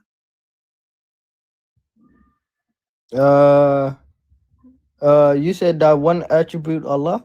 If out of one the attribute, 99? if we have 99 attributes, and I can only have and only see one attribute of Allah, for example, mercy. Is mercy Allah and is Allah mercy? Is Allah his attribute? Allah is mercy. He is that. He just Okay, is. but is mercy Allah? Mercy is Allah. Mercy, everything, every good name is Allah's name. That's it. Every good How thing long have is you been a Allah's Muslim, bro? name. How long have you been a Muslim? Since I was born. And have you ever picked up your Quran to read it? Yeah, and I will destroy your whole argument right now. You will never talk about this again. So you said Allah is this because no creation, right? Right? Is That's Allah what you're eternal? saying. So I'm trying to understand. yeah, Is I know Allah he's eternal?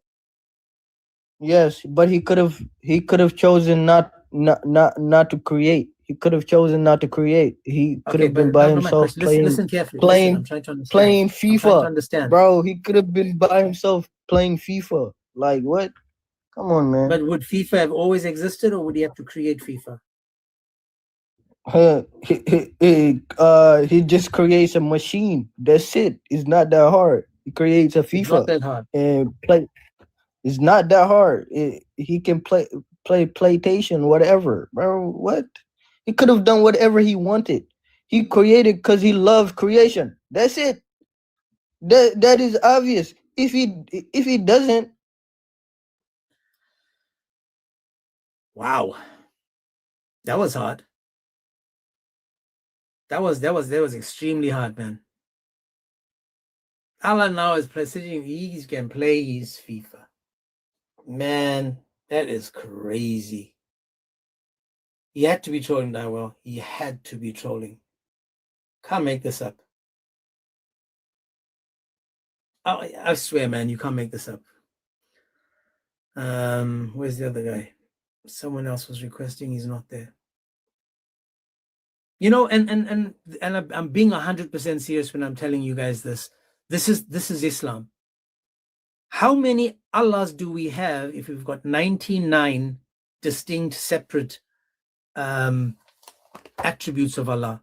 Is Allah his attributes? No. Are the attributes of Allah Allah? No. Are each of them individually Allah? No. If I put them all together, do I get an Allah? Yes.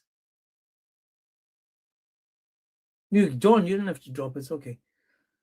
But again, all I'm saying is that when it comes to this topic, you'll notice that it's not me that's confused, it's the Muslims. I gave Aziz a chance, right? And it went everywhere and nowhere, because they try to make it, and then they'll say the reductio, which is the new part of the whole new Dawah script thingy. What's the reductio? What's the reductio? Make it make sense. What's the problem with it? What's your argument with it? Make an argument. That's not an argument. The whole point is, when it comes to the topic about who died on the cross, and the Muslims think that they're smart when they ask us which God died on the cross, you guys will notice that this topic is on most of the TikTok lives right now, which God died on the cross. The reason for that, for those that don't know, Muslims have a Dawah script, and the Dawah script that they have is in line with each other, because they're sending it around saying, let's just, exhaust this topic about the Dawah scripts. And because they use this Dawah script, they stuck on which God of the Bible died, right? They're trying to say, now what we need to be careful of when it comes to this topic is not address which God died, because we have one God. The persons, that's a different topic. The nature, that's someone else, that's something else. But when it comes to this topic about how many gods died, and we're addressing it using, for example, this example of the Tawheed, guys, understand this. Tawheed, the meaning of Tawheed, according to the Arabic, is that it's a unification. Now, if you look at my screen, I've got to unify all the attributes of Allah to make them one. Like in the Quran, you have to unify all the gods to make them one. So in Islam, unification is Tawheed, meaning you've taken many things, put them together, and they become one. Ahad means one of. In Islam, when they say God is one, the verse actually says he's one of. So when it comes to Islam, and we try to go back to the same topic that they're trying to host on their lives, well, which of your gods now do I have on the screen? Because I've got 99 that's not him, but put together you have him, meaning the God of Islam is made up of parts that are separate, that are distinct from each other. They are other than each other. But only when they put together do we get Allah. Series, the Agents 007. The Agents 007. Go to my bio on TikTok. Click on the picture. You'll see the link on there for the YouTube, and you can subscribe to that. And you're more than welcome again to, whenever you want and if you want. But that's fine. So again, just when it comes to these topics about Allah and how many Allahs we have, you'll notice that, as usual, the Muslims will try to use fancy words, metaphysics. They will talk about everything other than how many gods do they have. Remember what they do? They're quick to point fingers, but when you go to the Arabic, it tells us clearly that according to their religion, they have 99, I'm using 99 attributes, but individually, each and every single one of these is not Allah, but together they are Allah. And this is the problem when it comes to this religion. Sorry, Dawn, you wanted to add something? Yeah. I wanted to say to all the Christians, if you join a panel with the how many gods topic, you need to make sure that their rhetoric isn't going to make you like insecure or whatever. You have to know the terms. If you don't know metaphysics, or at least can explain the Trinity in a good way, please do not go up on a panel and embarrass yourself, because they think they win if you like stutter once, or if you take some time to answer the question, and they're gonna hold to whatever you say. and use rhetoric on you. So unless you can give us a detailed explanation, a correct orthodox, I mean true, not necessarily the church, but if you can't do that, please do not go up on the panel and embarrass your fellow Christians.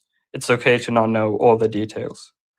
Let me just jump in there again. There's this guy that he's called Anas, and he went up to Bear the Image, and Bear the Image was doing an amazing job of explaining to him, talking about the persons.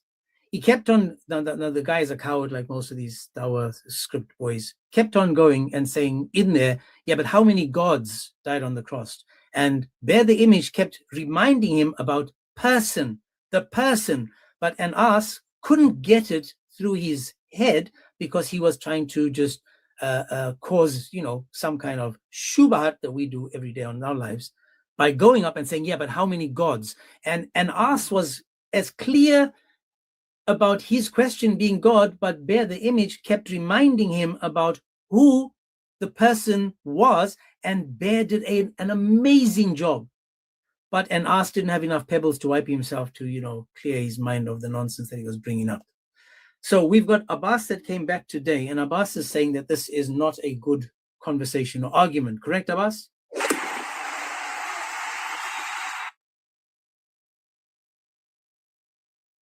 Abbas, you are muted.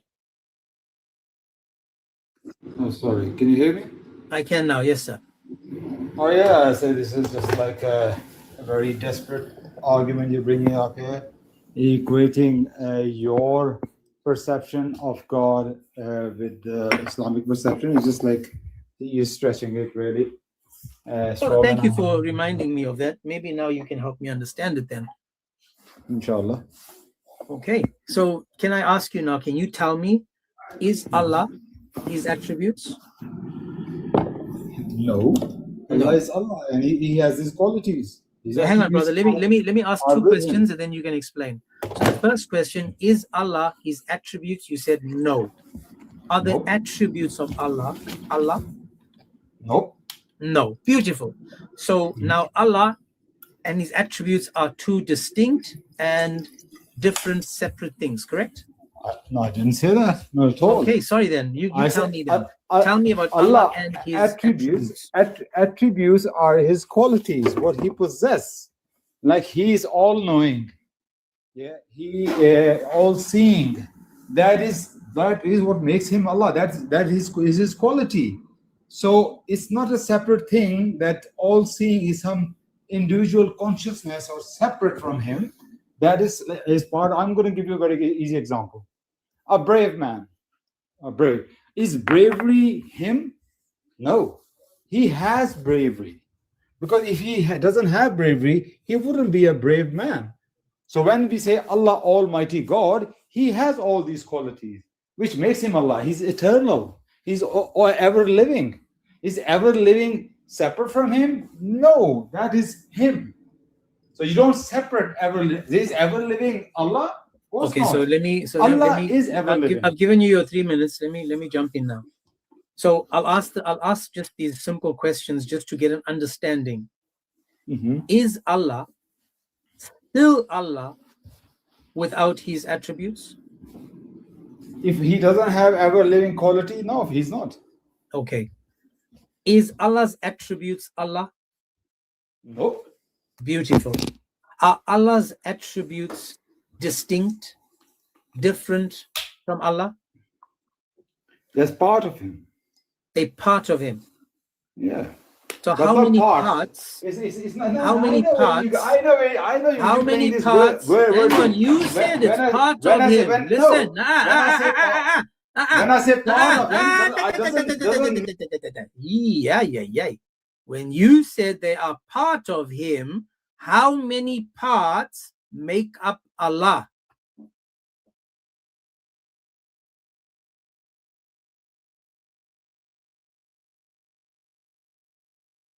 I bet you don't even know you're muted. They are part of him, guys. They are part of him. Yeah, he's on mute. He doesn't even know it. Yeah. Hello. Can you hear me? Now I can. Yeah. When I say part of him, you understand that that's like he You need to come back to your mic, Abbas. Come back to your mic, please. Hello. Yeah, Hello, you, hello. yeah, go on. Hello. Yeah. When I say part of him, you are straight away your mind goes like there's like spare parts.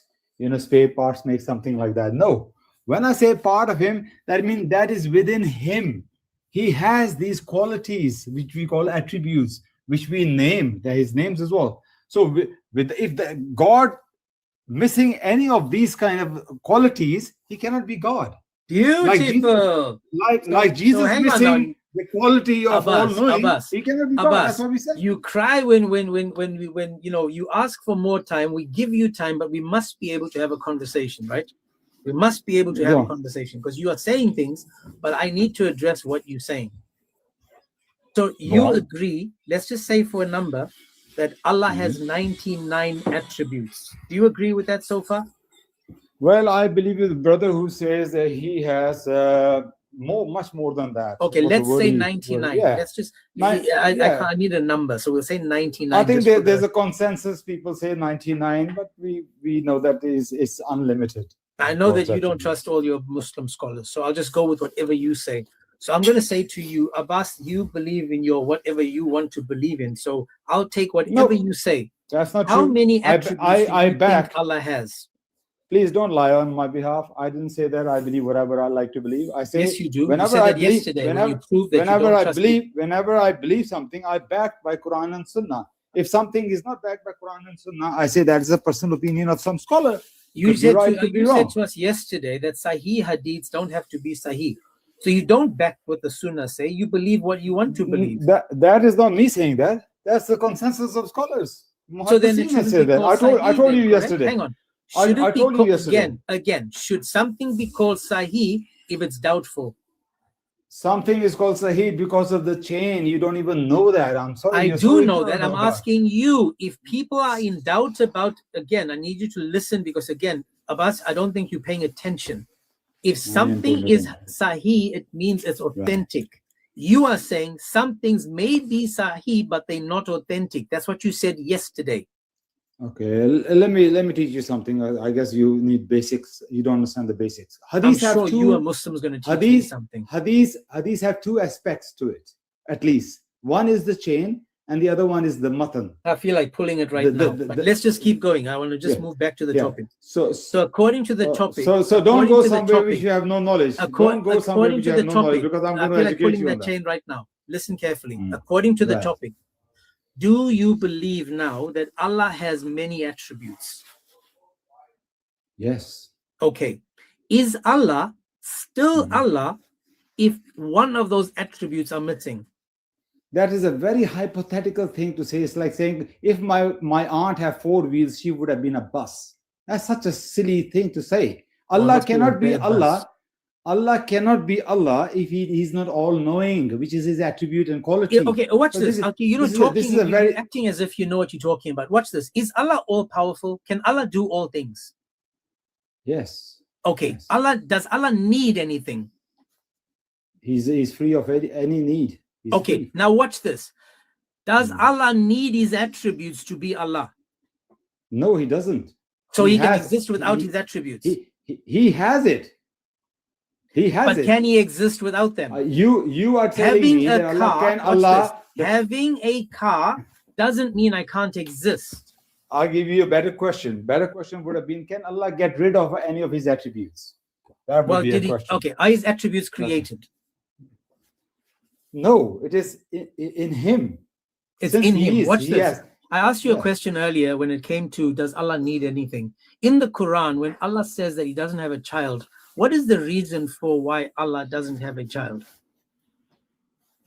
Well, read the verse. You need to understand the context when Allah Open says. again in the Quran, Surah Yeah. 6:101. What does Allah say that he needs to have a child? Let's read the verse. Read the verse I'm to me, not a- please, sir. I'm not a Hafiz al-Quran. You're not. It says the No, I creator of don't heaven and memorize it. earth. How could he have a son seeing he has no girlfriend? Okay. According to this verse, what does Allah need to have a child?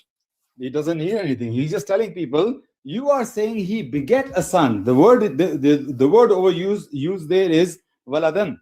But Waladan means what when you- does he say You're not he listening. needs to You're not have the listening. son? Let me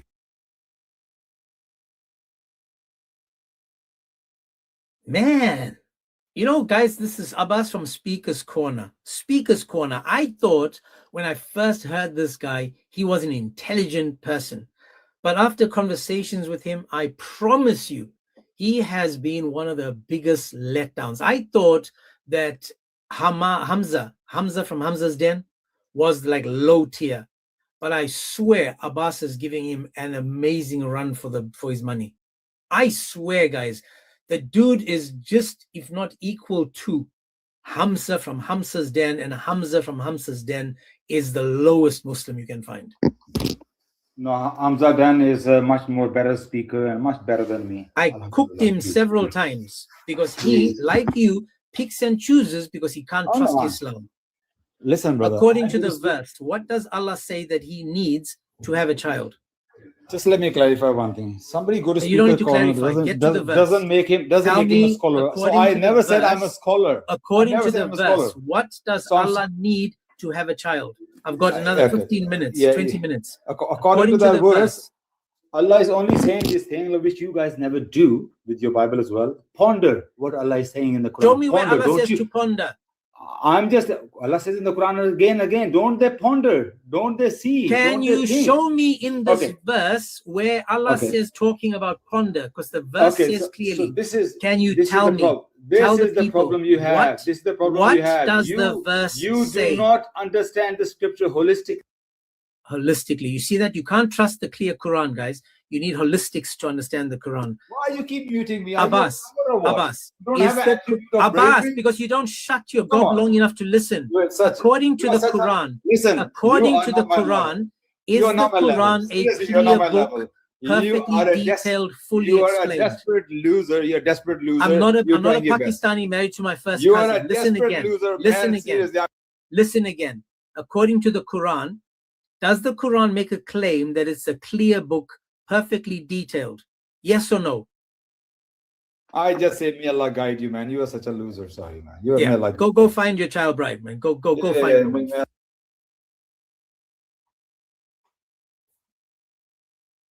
You see how they're calling us losers just for representing and presenting the Quran. The clear Quran, now you have to understand it holistically. Now you've got to understand the Quran holistically, not clearly. I don't even know what that means, man. I honestly don't even know what that means. It's going to be essentially, you have to take it as a whole. So it's about reading context and stuff. But the Quran says multiple times, over and over and over, that it's a clear book. So a holistic reading would tell us that it's clear. That's it.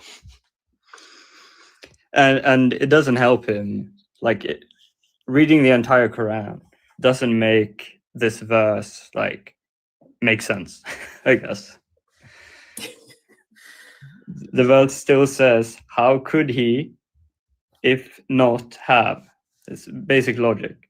So he could not, if not, wife. Very, very basic. So again, when it comes to Allah's attributes, talking about 99 is equal to 1. The Quran itself, there's a hadith where it talks about the 7 different, it's called the aruf of Allah, the 7 recitations, not even recitations, of the Quran. Notice that according to Muslims, they have no problem in saying that according to their religion, you can have 7 books that are equal to 1 book. According to Islam, according to the Quran itself, or the hadiths, it says that 7 can equal 1. So now we know 99 can equal 1. 99 attributes can be 1 Allah. You've got 7 Qurans can be equal to 1 Quran. Now, no one knows exactly what these arufs are. Some say dialects, but we'll move on from there. But it can't be dialects because remember, one of Muhammad's companions, he recited the 25th chapter and recited of a different way. But Umar, he wanted to attack him for that. And Umar took him to Muhammad and made him recite it. And Muhammad told Umar to recite it even though it was different. So the Quran is teaching, the Hadiths are teaching that the 7 different recitations are equal to 1.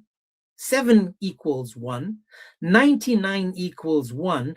But according to these Mohammedans, 3 can't equal 1. 3 can't equal 1, but 7 can equal 1. 99 can equal 1. One of the guys said it's infinity. I mean, unity, it doesn't matter how many, there's just so many. So how many chickens do you see? This is what they want to joke about. How many chickens do you see? How many chickens do you see? So I see 3 chickens. I have no problem with that. When I come to the Quran and I see 99 attributes of Allah, all of them that can be Allah, because again, Allah is not Allah without his attributes, and you have to put all the attributes together to get yourself in Allah. How many Allahs do I see? On this page, how many Allahs do I see if they're all Allah?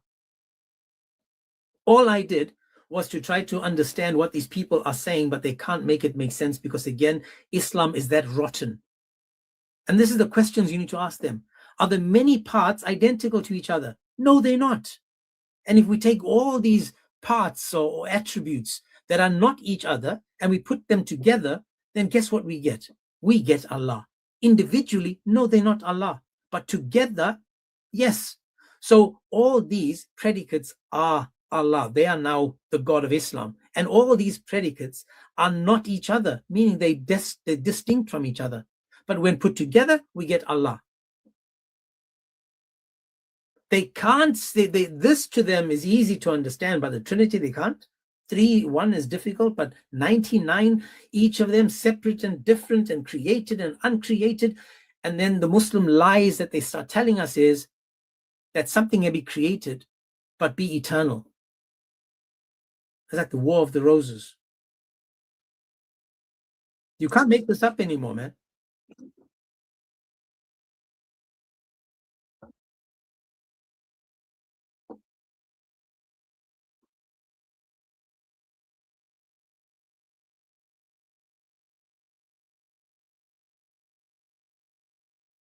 Actually teaches that those words are not opposite to each other.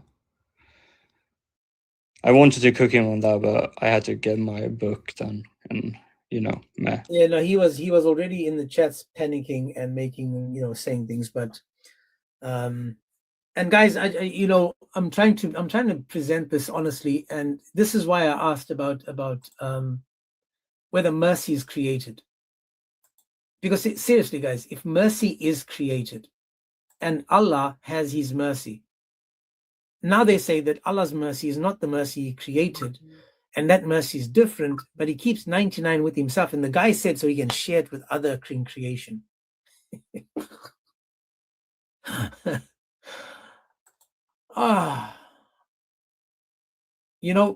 Sometimes I think I've heard enough, but my goodness, man. It's like every day you listen to them, you hear something new, something more. So today, Allah's 99 mercies that he creates is also for other parts of creation. The hadith is Jamia Tirmidhi 3541 among many. And he says Allah created 100 mercies. He placed one mercy among his creation. So he created a mercy. He places it in creation. They show mercy to one another by it. I know, I saw that. Bear the image. That's why Anas was requesting earlier. And I don't want to have him up there. He's a blasphemer and he's filthy, like Malik and Coward Central, all of those dogs. They've got no place for them over here. So when it comes to these doxers and this filth of Islam, I'm not interested in having conversations with these guys. I would rather get other Muslims, not these Dawa dogs, because again, he got cooked by Bear the Image. He tried to push his position on asking 1,000 times how many gods got unalived when Bear the Image was clearly pointing into the person. So yeah. Oh, Gumbo. Okay, got you.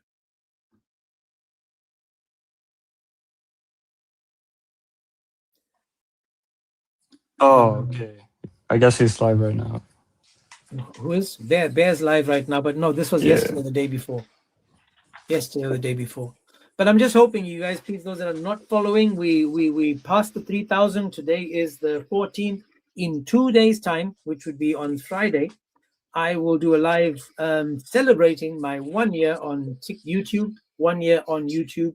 My goal was to have 3,000 subscribers, and we've passed that. So God bless. That was brilliant.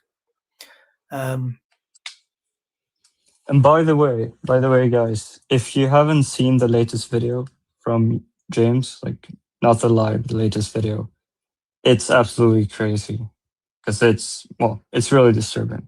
James, you know when you spoke to Chris Klaus and another guy about Yeah, I saw making that, I saw sins good? Yeah. Yeah, that was concerning. So go watch that video. It's great. Yeah, that was a brilliant job. So yeah, guys, we've got loads of good content on the YouTube. We just needed to spread more so people can watch them. There's lots happening tomorrow.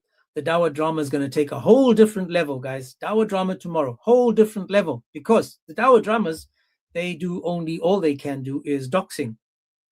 And tomorrow, my tweaks, Maliki, the leaky guy that can't shut his mouth for long enough, he gets exposed as being an absolute failed rapper and useless muppet, is going to do a live tomorrow doxing people. So if anyone records any of his content, please, if you can, send to me. If you can, send it to me. I just there's a reason for that, but I want him, my tweaks, my leaky. I mean, he's just a leaky guy that's tomorrow going to be doxing many people. Apparently, he's been advertising for it. People like this need to be removed from TikTok or any platforms, because these cowards, I mean, these are the Dawah gangs that we need to be careful of. And when I say be careful of, I don't mean run away from. We need to face them, because these guys, these Dawah boys, are the worst, disgusting, evil people that you can ever have conversations with. This is why, yes, the guy that I spoke about and asked was requesting on my live not so long ago, but I will refuse to give them a platform, because they come to these platforms and they try to take over these platforms by trying to control us now because of what they say and do and how they behave. And I mean, there's another guy that I'm not sure if you saw that. His name is, I forgot his name, but he just peed all over the Quran yesterday or day before. So he takes the Quran, he calls them the Book of Paul, puts it on the floor, and he urinates over it, right? Now, by doing this, they are showing us clearly how we have to disassociate ourselves with them or from them. Now, because of their behavior, this is my message to all of you. Don't be distracted by these Dawah gangs, by all these Dawah daisies, all these filthy Dawah boys, all these people that are trying to, as I said, urinate on the Bible, do all this disgusting stuff to the Bible. My thing would be this: stay away from them. I could have brought an ass up over here, but he's just better in the toilet where his backside belongs. In Mark 16:15, it says, "Go into all the world and preach the gospel." That's what we are told to do. Preach the gospel, not to hate, not to do all the stuff that these Dawah dogs are doing. 2 Timothy says, in 2:23 says, "Don't have anything to do with stupid and few foolish arguments, because they only produce quarrels and strife. Don't be distracted and fall into these traps and waste time with liars, and focus on your mission, which is to preach the gospel." So by exposing Islam, I am now opening the doors to the gospel. This is what my intention is for those that don't know me or what I'm trying to achieve. In 2 Timothy again, in 3:5, the Bible tells us about people that have a form of godliness, but they deny the true power of God, and that these people should be avoided. That you should avoid these people. So I don't want to bring the filth, the dogs, the dirt of these people up to my panel and give them a platform, especially when I see how they sit together and do and say the things that they do and say. In Titus 3:9, it says, "Avoid foolish controversies." Avoid them. Stay away from them, because this is unprofitable. In Mark 16:16, it says, "He who believes and is baptized will be saved, but he who does not believe will be condemned." These people are disbelievers. We need to stay away from them unless we are trying to teach and provide evidence for and again, you can't build on shaky ground. So you've got to destroy all the things that they believe now and then give them the better foundation to build their church on, their home on, which is Christ. There's nothing more solid than Jesus. Not even Muslims will go to Muhammad to build their mosque on, because they know that he was the opposite of good. In 1 John 2:18, this reminds us that we are in the last hour, and it reminds us that the Antichrist is coming. But already there are many little antichrists around in this world in the form of these Dawa boys, these Dawa dudes, these Dawa daisies. So we are here to represent Christ and his love, and to give an opportunity for people to hear the gospel, to repent, to turn to Jesus. That's what our job is. But the spirit of the Antichrist, which is Satan, is angry. And the people are listening to it and turning towards the Antichrist. But as long as we keep preaching love, peace, and Christ, we will have them turning their backs on the Antichrist, on Islam, on Muhammad, and they will come to Christ. So don't be distracted. Focus on your mission and preach the gospel of Jesus Christ, but also expose the evil elements of Islam. So for people like me and others as well, and this is a friendly reminder to people like me and others as well, don't be baited. Pray in the chat. Always give glory to God in the chat. Blessings to all in the chat. And come to God in the chat. So don't be duped by these Dawa dudes, these Dawa daisies that are making lineups and threesomes and doing all the stuff that they shouting about on online about how they will bend over and take it up the body just to be part of a certain group or institution. Guys, don't be baited by these people. We walk away from them. If they come up over here, they request to try to answer, and we can see their fruits, step away from them. You will never see me allow these dogs on my platform. I will speak to normal Muslims or other Muslims, but I will not give a platform to these Dawa dogs. And when you see them doxing and doing all the evil stuff that they do, remember that we are told that they will know us by our fruits. And we can see the fruit of Islam.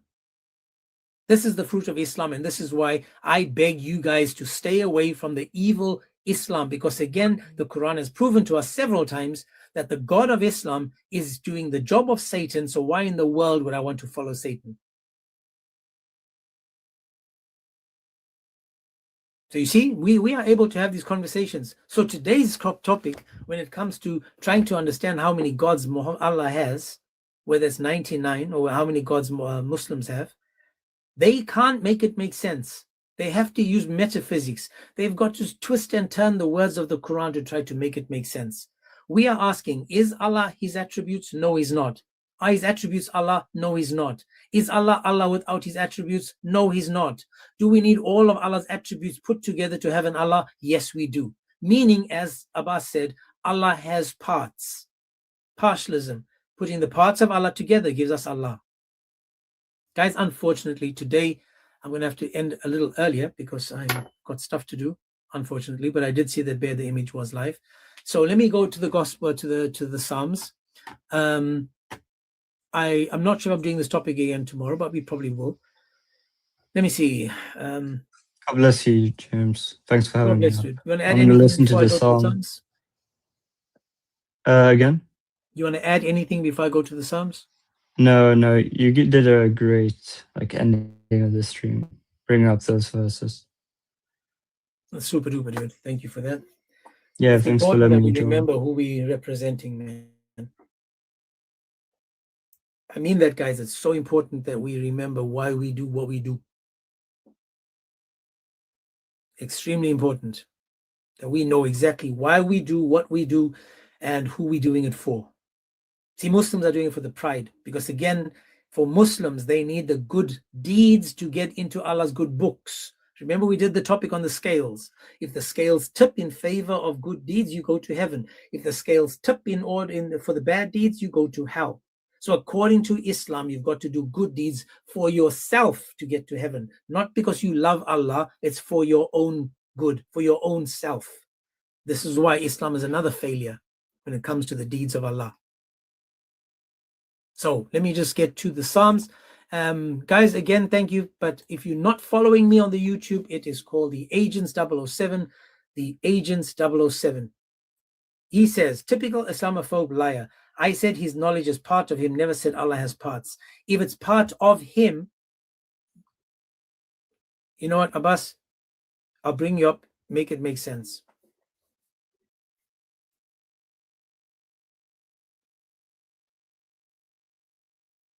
If it's part of him, then it's a part of him. My foot is a part of me. Is my foot me? No. Am I my foot? No. But am I me with my foot? Yes.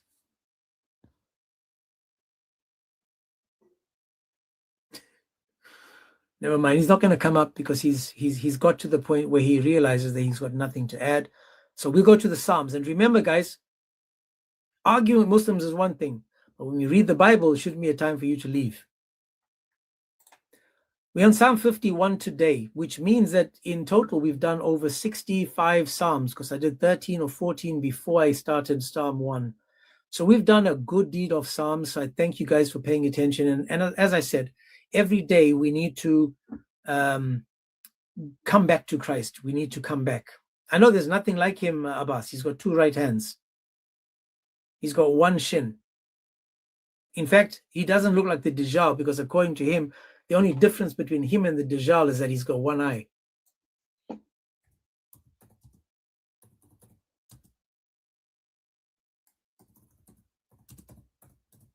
In fact, let me read this to you, right? Watch this.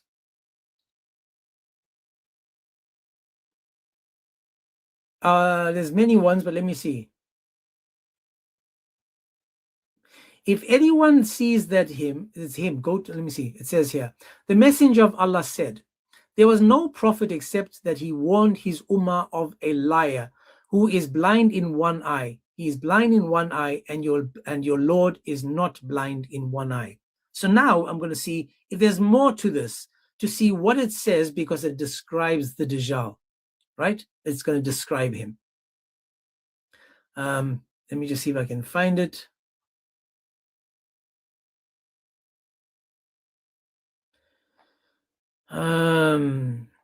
Does anyone remember the Dajjal? Oh, there we go.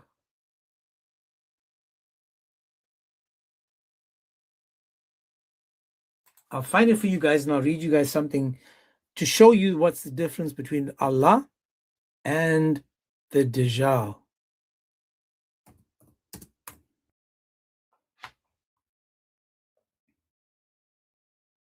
Because Allah describes it clearly in his book, how you can tell the difference between Allah and the Dajjal.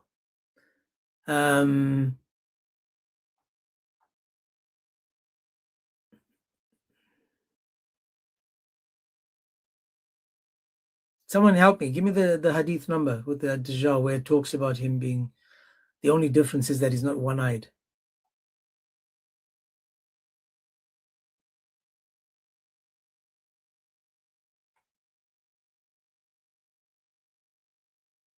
Anyone got that hadith where it talks about the 1 eye of the Dajjal, which is Allah? Allah, you can tell the difference. Let me just see. I had it somewhere, man. Where does he say? He says, that's how you can tell the difference, that he's not. Because the Dajjal is this, that, and the other. And Allah says that you can tell that he is not because he doesn't have the 1 eye. I'm just going to show you guys. And again, I'll show you how the only difference according to the hadith is.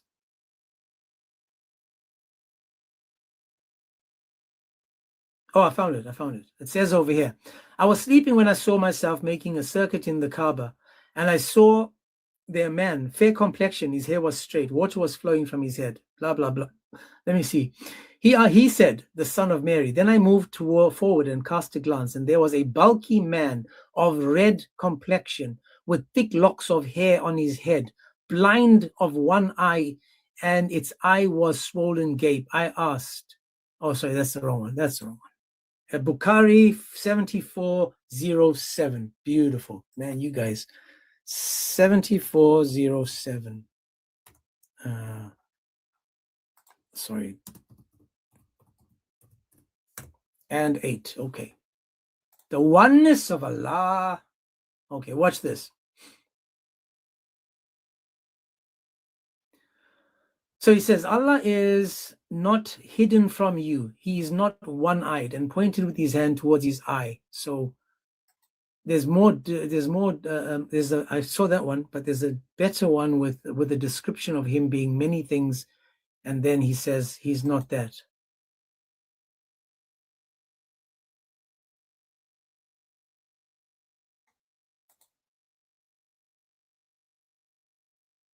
(7408). I did see that. Anyways, my whole point is, these Muslims, they're supposed to know what Allah would look like.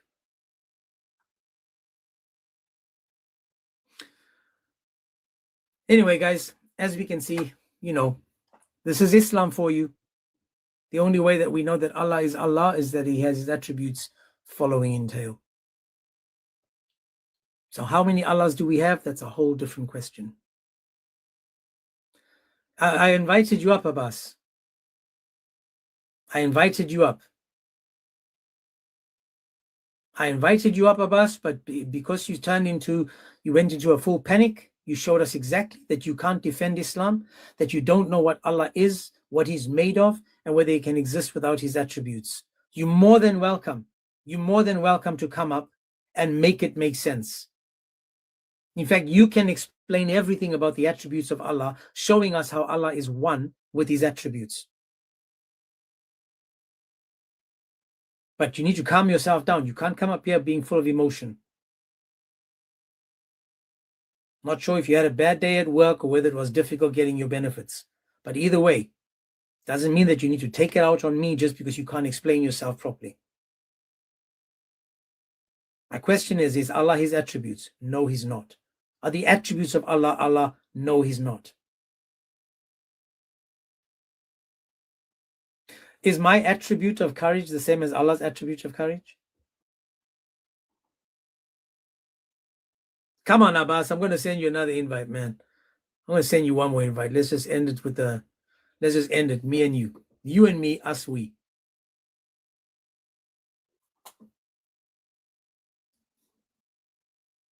Come on, Abbas, I sent you an invite. I'll read the Psalm in the meantime. Psalm 51 today, guys. Have mercy on me, O Lord, according to your steadfast love, according to your abundant mercy. Blot out my transgressions. Wash me thoroughly from my iniquity and cleanse me from my sin. For I know my transgressions, and my sin is ever before me. Against you, you only have I sinned, and done what is evil in your sight, so that you may be justified in your words, and blameless in your judgment. Behold, I was brought forth in iniquity, and in my sin did my mother conceive me. Behold, you delight in truth, in the inward being, and you teach me wisdom in the secret heart. Purge me with hyssop, and I shall be clean. Wash me, and I shall be whiter than snow. Let me hear joy and gladness. Let the bones that you have broken rejoice. Hide your face from my sins, and blot out all my iniquities. Create in me a clean heart, O God, and renew a right spirit within me. Cast me not away from your presence, and take not your Holy Spirit from me. Restore me to the joy of your salvation, and uphold me with a willing spirit. Then I will teach transgressors your ways, and sinners will return to you. Deliver me from your blood guiltness, O God, my salvation, and my tongue will sing aloud to your righteousness. O Lord, open my lips, and my mouth will declare your praise. For you will not delight in sacrifice, nor I would give it. You will not be pleased with a burnt offering. The sacrifices of God are a broken spirit, a broken and contrite heart. O God, you will not despise. Do good to Zion in your good pleasure. Build up the walls of Jerusalem. Then will you delight in right sacrifices, in burnt offerings and whole burnt offerings. Then bulls will be offered on your altar. Amen. Last chance. I don't want you to cry in the chats there, boss. Last chance. Stop crying. Man up. Take off your wife's bib. Put it on the table. Just because you're home doesn't mean that you have to act like a housewife. Step up. Have the conversation. Have the conversation. Confirm what we said, whether Allah can or can't exist without his attributes. If I develop courage, dude, I'm here. I'm calling you now. Don't be shy. 7131.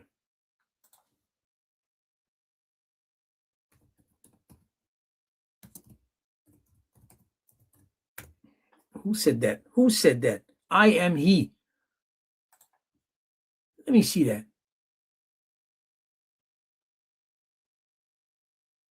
No prophet was sent, but he that warned his followers against the one-eyed Dajjal. Beware, he is blind in one eye, and your Lord is not so. And there will be written, between his Dajjal's eyes the word kafir, that is disbeliever. Can't make this up. Thank you very much, sir. Thank you very much.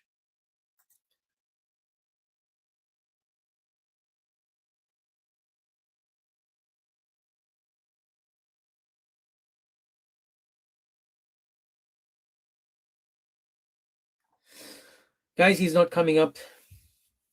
He's not coming up. There's something called speaking in metaphor. Come on, man. Last chance. I need to ask you some questions about that. Please, come up. I apologize. Come up. Please, talk about metaphors in the Quran. Come on. The clear Quran. Oh my gosh. Man, you guys are just funny. Anyway, if you're not following me, it is the Agents 007 on YouTube. God bless you guys. God bless you guys. Let me see. Ward, let me see. I just want to see. YouTube says you can talk to James, to Christian Prince, to God Logic. Man, if you guys want to talk to those people, I'll set you up. But I'm right here for any Muslim that wants to converse and make it make sense. As always, guys, if you want me to find a topic or you have a topic you think I should address, this topic was purely because I saw people like our friend Speedy on his live with a picture of 3 chickens asking the question, how many chickens do you see? Or how many gods were crucified on the cross? The first question that you ask them is, how many gods do Christians believe in? If they say 3, ask them to prove that we have 3 gods.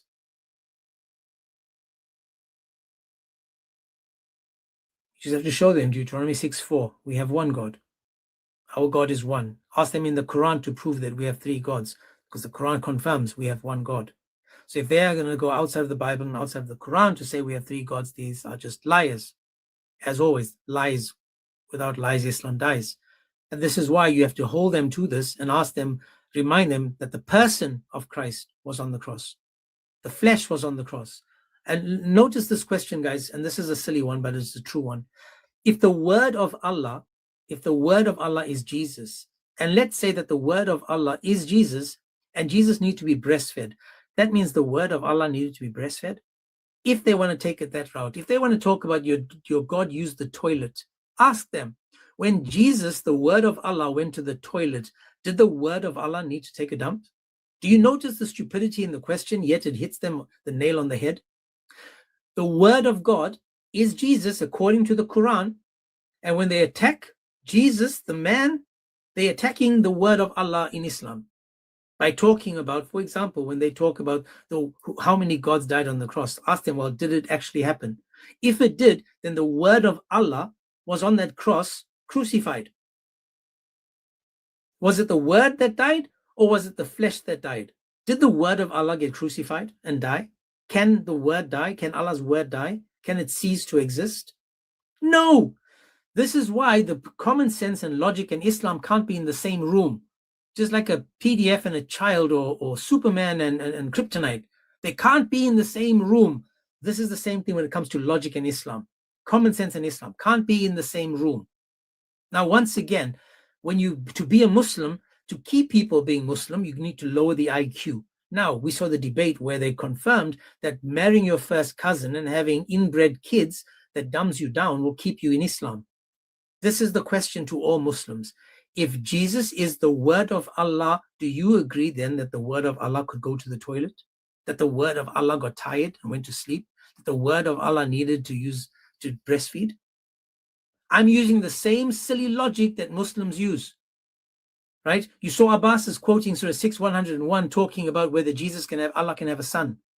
He doesn't say, no, I can't have a son. He says, I need a wife to have a son.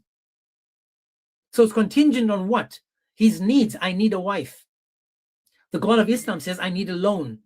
He needs money. Loan shark. Oh, with that said, guys, I need to run. What time is it? Oh, I'm already 15 minutes late. But God bless you guys. I'll be back with another topic tomorrow.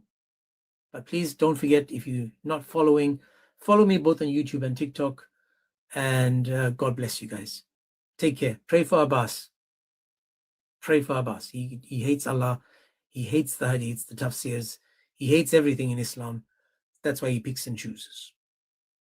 So God bless you. Keep me in your prayers. I pray for you. And stay safe. Stay in Christ. Remove the hate, the ego, the pride. Don't be like Allah, where you continuously putting yourself in front. Jesus is numero uno.